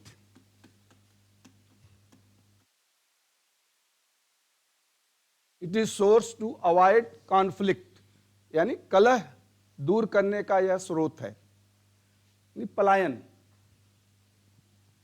पलायन के लिए भी समय निकालिए, कि जहां लोग डिस्कशन कर रहे हैं, हार्ड टॉक हो या आर्गुमेंट हो, तो आप वहां से हट लो, दूर चले जाओ. तो पलायन के लिए समय निकालना, क्योंकि यह कलह दूर करने, यह कलह से बचने का स्रोत है. कलह से बचने का स्रोत है. और लास्ट जो जरूरी है टाइम के लिए, टेक टाइम टू वर्क. जो सबसे जरूरी है, take time to work, it is price of success. तो ये सफलता का मूल्य है. कार्य करने के लिए समय निकालिए, कार्य करने के लिए समय निकालिए.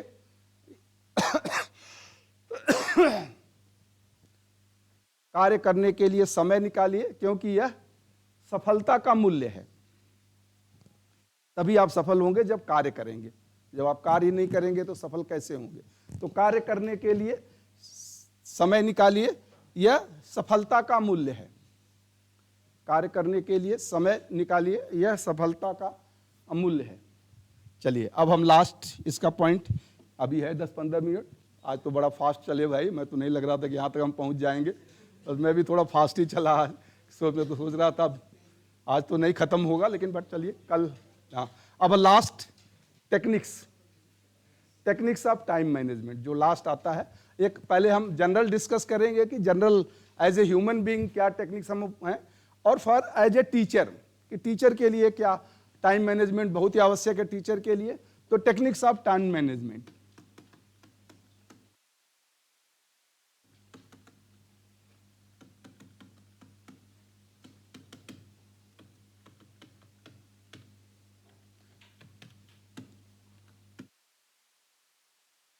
हमारी डेडलाइन दिसंबर तक थी, दिसंबर भी खत्म हो गया, अब जनवरी भी खत्म होने को आ रही है, तो कोशिश कर रहा हूं कि जनवरी में कम से कम हम खत्म कर लें। आप लोग भी 4 महीने, 2 महीने, 3 महीने, 4 महीने आप लोग भी बोर हो रहे होगे 2 घंटे बैठे बैठे।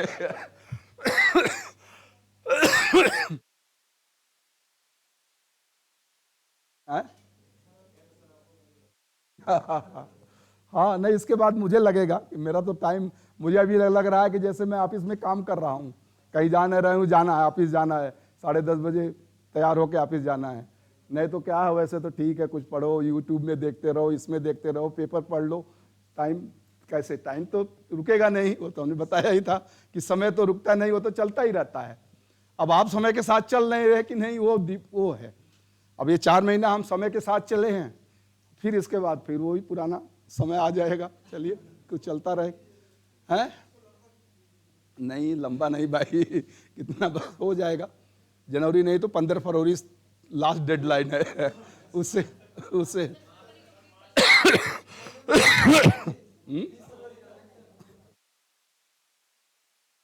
हाँ, 1 घंटे में फिर यार और बढ़ेगा। पहले तो मैं सोचा था हफ्ते में 3 ही दिन चलेगा, शुरू में तो 3 ही दिन आता था, फिर लगा यार 3 दिन करने के तो पूरा आपका कोर्स खत्म हो जाएगा और ये नहीं खत्म होगा, तो 4 दिन, अब देखिए 5 दिन भी हो गया।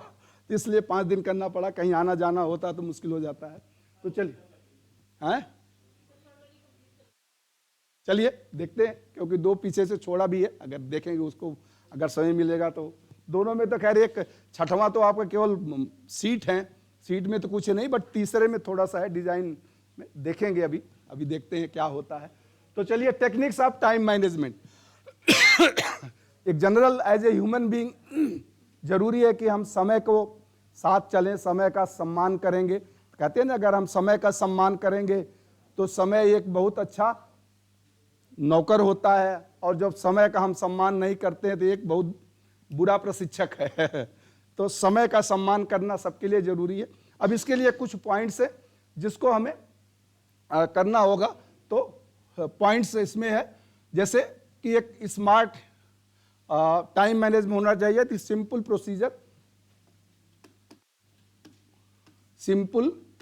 प्रोसेस या procedure, simple process which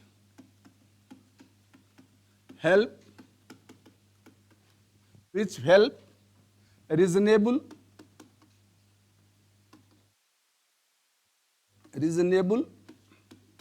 uses of time.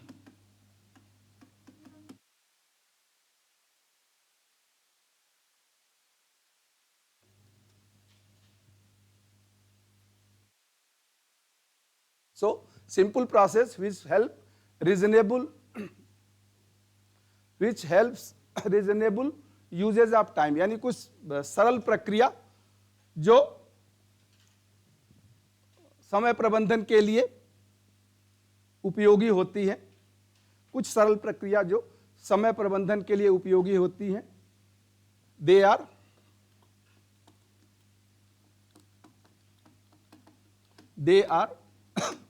ये क्या है, तो दे आर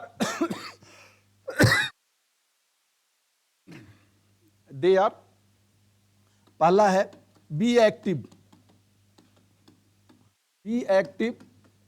नॉट रिएक्टिव। ये बहुत जरूरी है टाइम मैनेजमेंट के लिए, इससे आपका टेंशन भी होता है, टाइम मैनेजमेंट की प्रॉब्लम होती है, हम डिस्कस करेंगे बाद में करके। तो बी एक्टिव नॉट रिएक्टिव, आज इसको लिख लेते हैं। और action plan,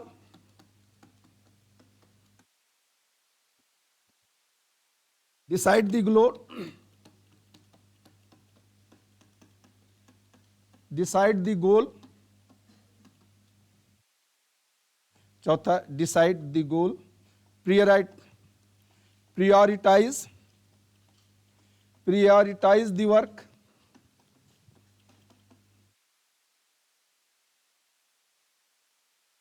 prioritize the work,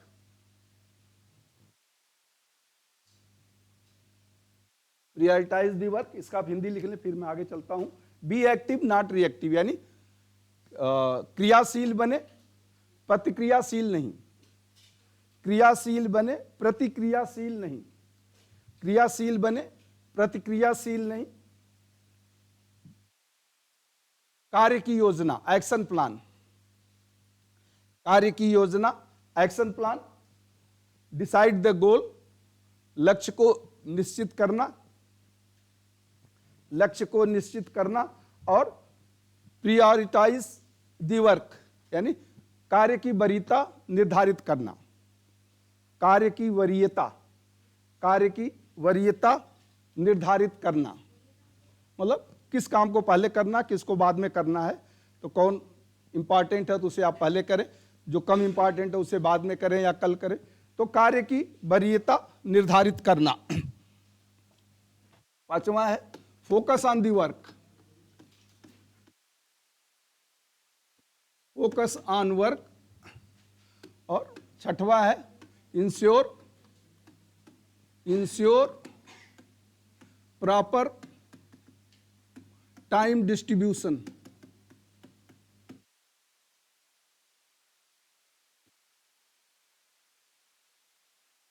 focus on work यानी कार्य पर केंद्रित रहें, जो आपका कार्य है उस कार्य पे जो कर रहे हैं आप उस पर केंद्रित रहें, कार्य पर केंद्रित रहें। इंश्योर प्रॉपर टाइम डिस्ट्रीब्यूशन यानी हर कार्य के लिए समय का समुचित वितरण, हर कार्य के लिए जो कार्य आपको करना है हर कार्य के लिए समय का समुचित वितरण, हर कार्य के लिए समय का समुचित वितरण। इंश्योर अवॉइड इंटरप्शंस,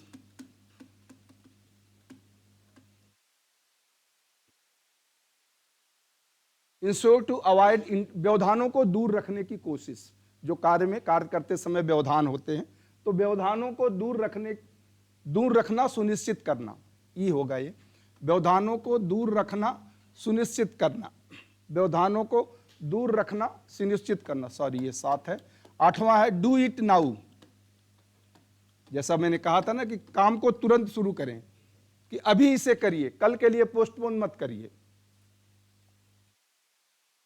तो काल करे सो आज कर, आज करे सो अब, पल में परले होगी बहुर करोगे सब, इसका उल्टा भी है। तो आज करे तो काल कर, काल करे तो परसों, और आगे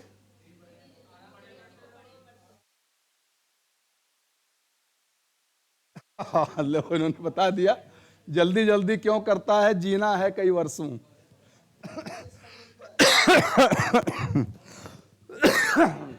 तो सबका उल्टा है, बट ये है कि अब डू इट नाउ, हम टाइम मैनेजमेंट में चल रहे हैं कि जो हमें आज का कार्य आज ही पूरा करने की कोशिश करें। अगर ज़्यादा समय भी लगता है तो कोशिश करें कि समय लेके उसे पूरा करें। जैसे मैं कि भाई कहता हूँ भाई 5 मिनट आप और दो, मैं इसको पूरा कर लेता हूँ, तो वो है do it now.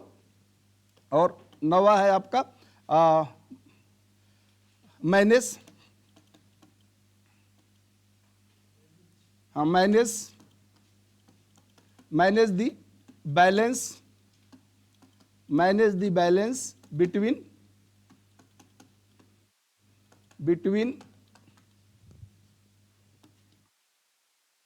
work and family life,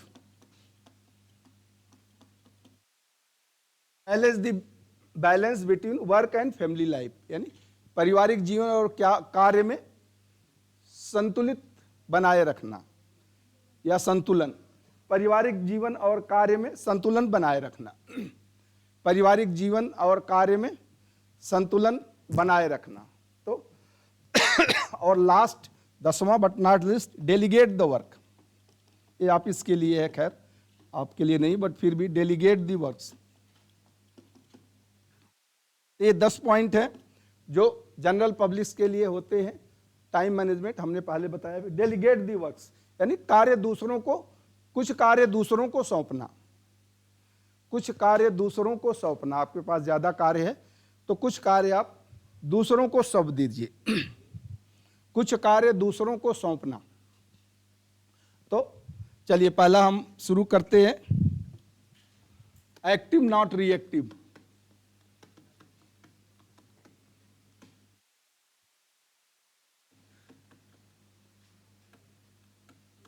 प्रतिक्रिया मत करिए।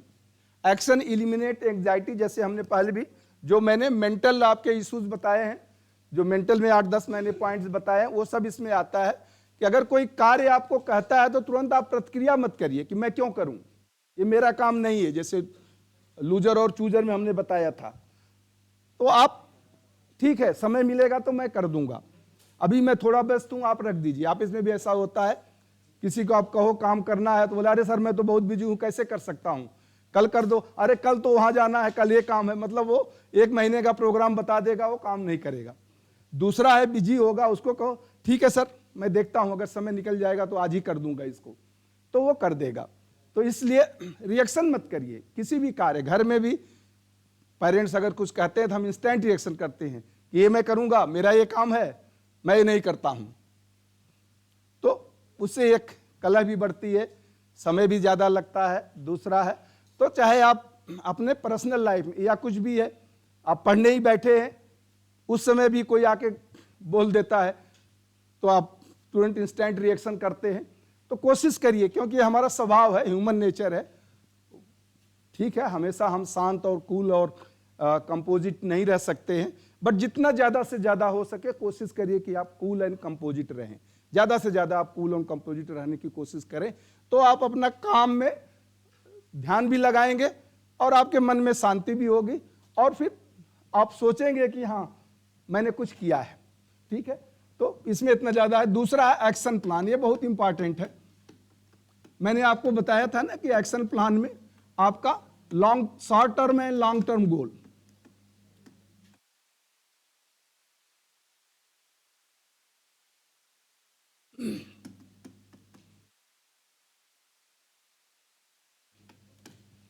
तो अपना शॉर्ट टर्म गोल यानी 6 महीने का गोल जो होता है उसे शॉर्ट टर्म कहते हैं। 6 महीने से लेकर 5 साल तक का लॉन्ग टर्म गोल कहा जाता है।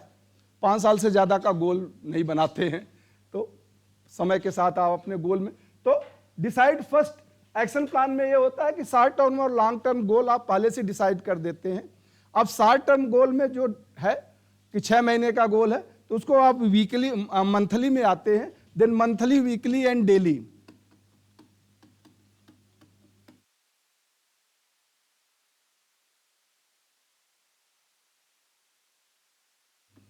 Monthly, weekly and daily, specially teachers के लिए या जो कहीं काम करते हैं या जिसका टाइम शेड्यूल्स होता है कि ये काम आपको करना है, जैसे कॉन्ट्रैक्टर्स का देखें या दूसरे ऑफिसों में लोग होते हैं।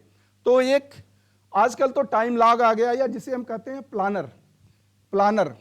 एक इलेक्ट्रॉनिक प्लानर भी आता है, जिसमें जो सेक्रेटरी हैं या जो सीनियर अफसर्स हैं वो ही अपने मोबाइल में ही हो, ये मीटिंग खत्म हुई उसी को ये कर देंगे, अगला क्या काम है, तो उनका जो सेक्रेटरी बना के उनको उसके मोबाइल पे ही भेज देते हैं कि ये आपका अगला काम ये है, या अगली मीटिंग ये है, ये जाना है। तो वो प्लानर होता है। तो डेली वर्क आप, अब हम आते हैं लॉन्ग टर्म को छोड़िए, शॉर्ट टर्म में भी वीकली, मंथली और डेली है। तो आप डिसाइड करिए डेली में, MIT कहते हैं, most important task, 3 MIT। Decide your 3 MIT। MIT का मतलब मोस्ट इंपॉर्टेंट टास्क, कल जो आपको करना है।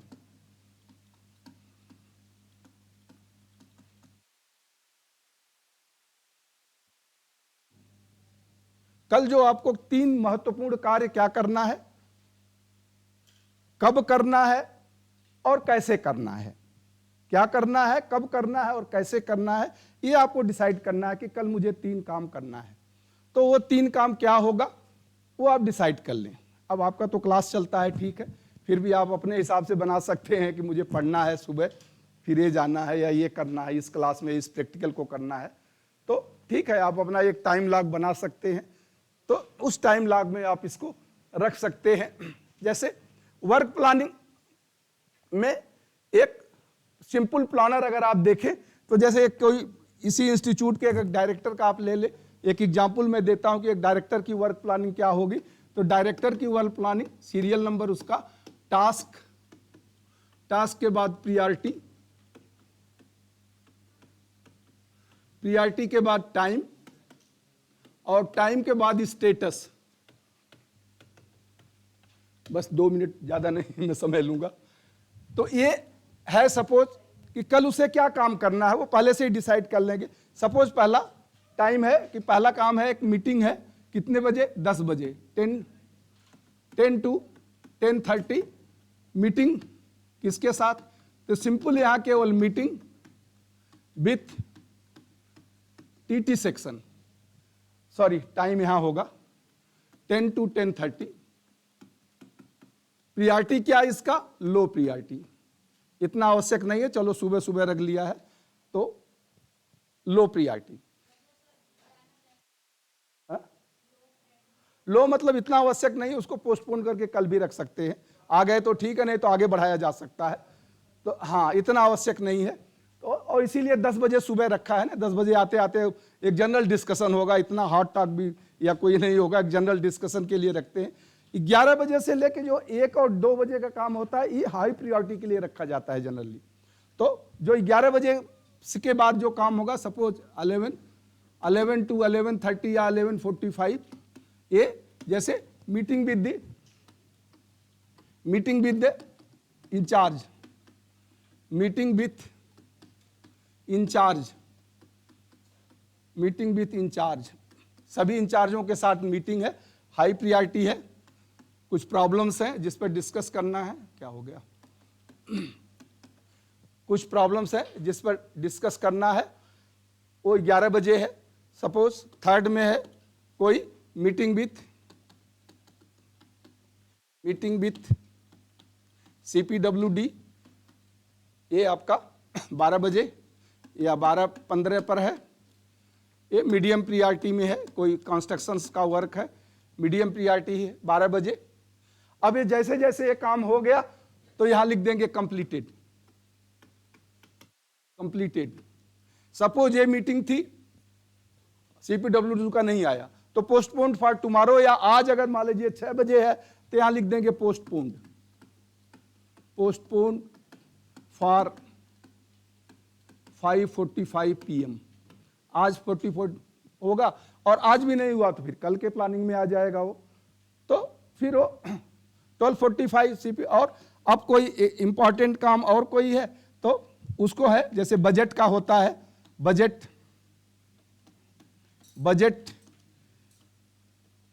With account section, top priority, क्योंकि ये भेजना होता है।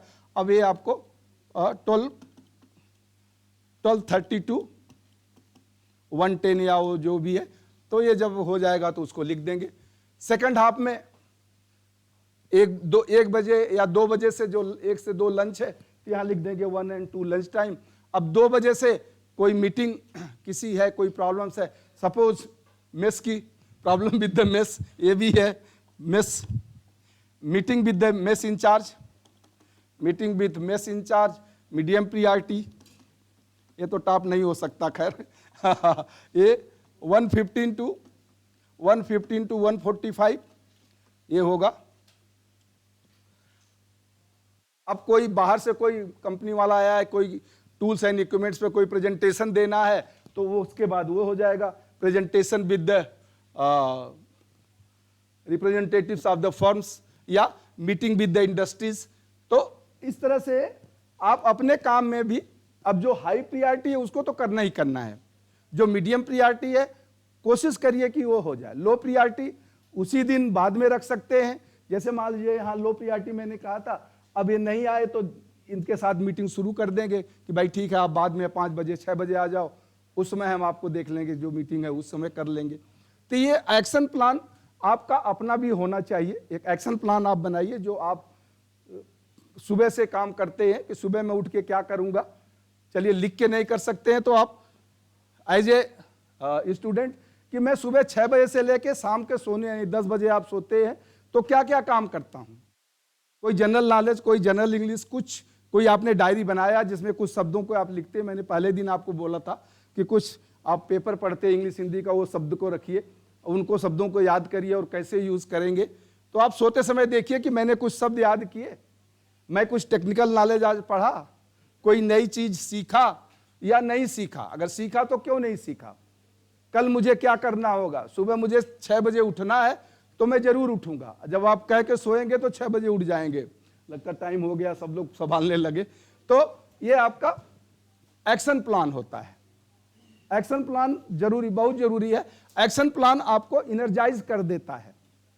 बिना एक्शन के व्यक्ति घूमता रहता है इधर से उधर, अरे ठीक है यार 6 बजे नहीं, 6:30 बजे नहीं, 7 बजे।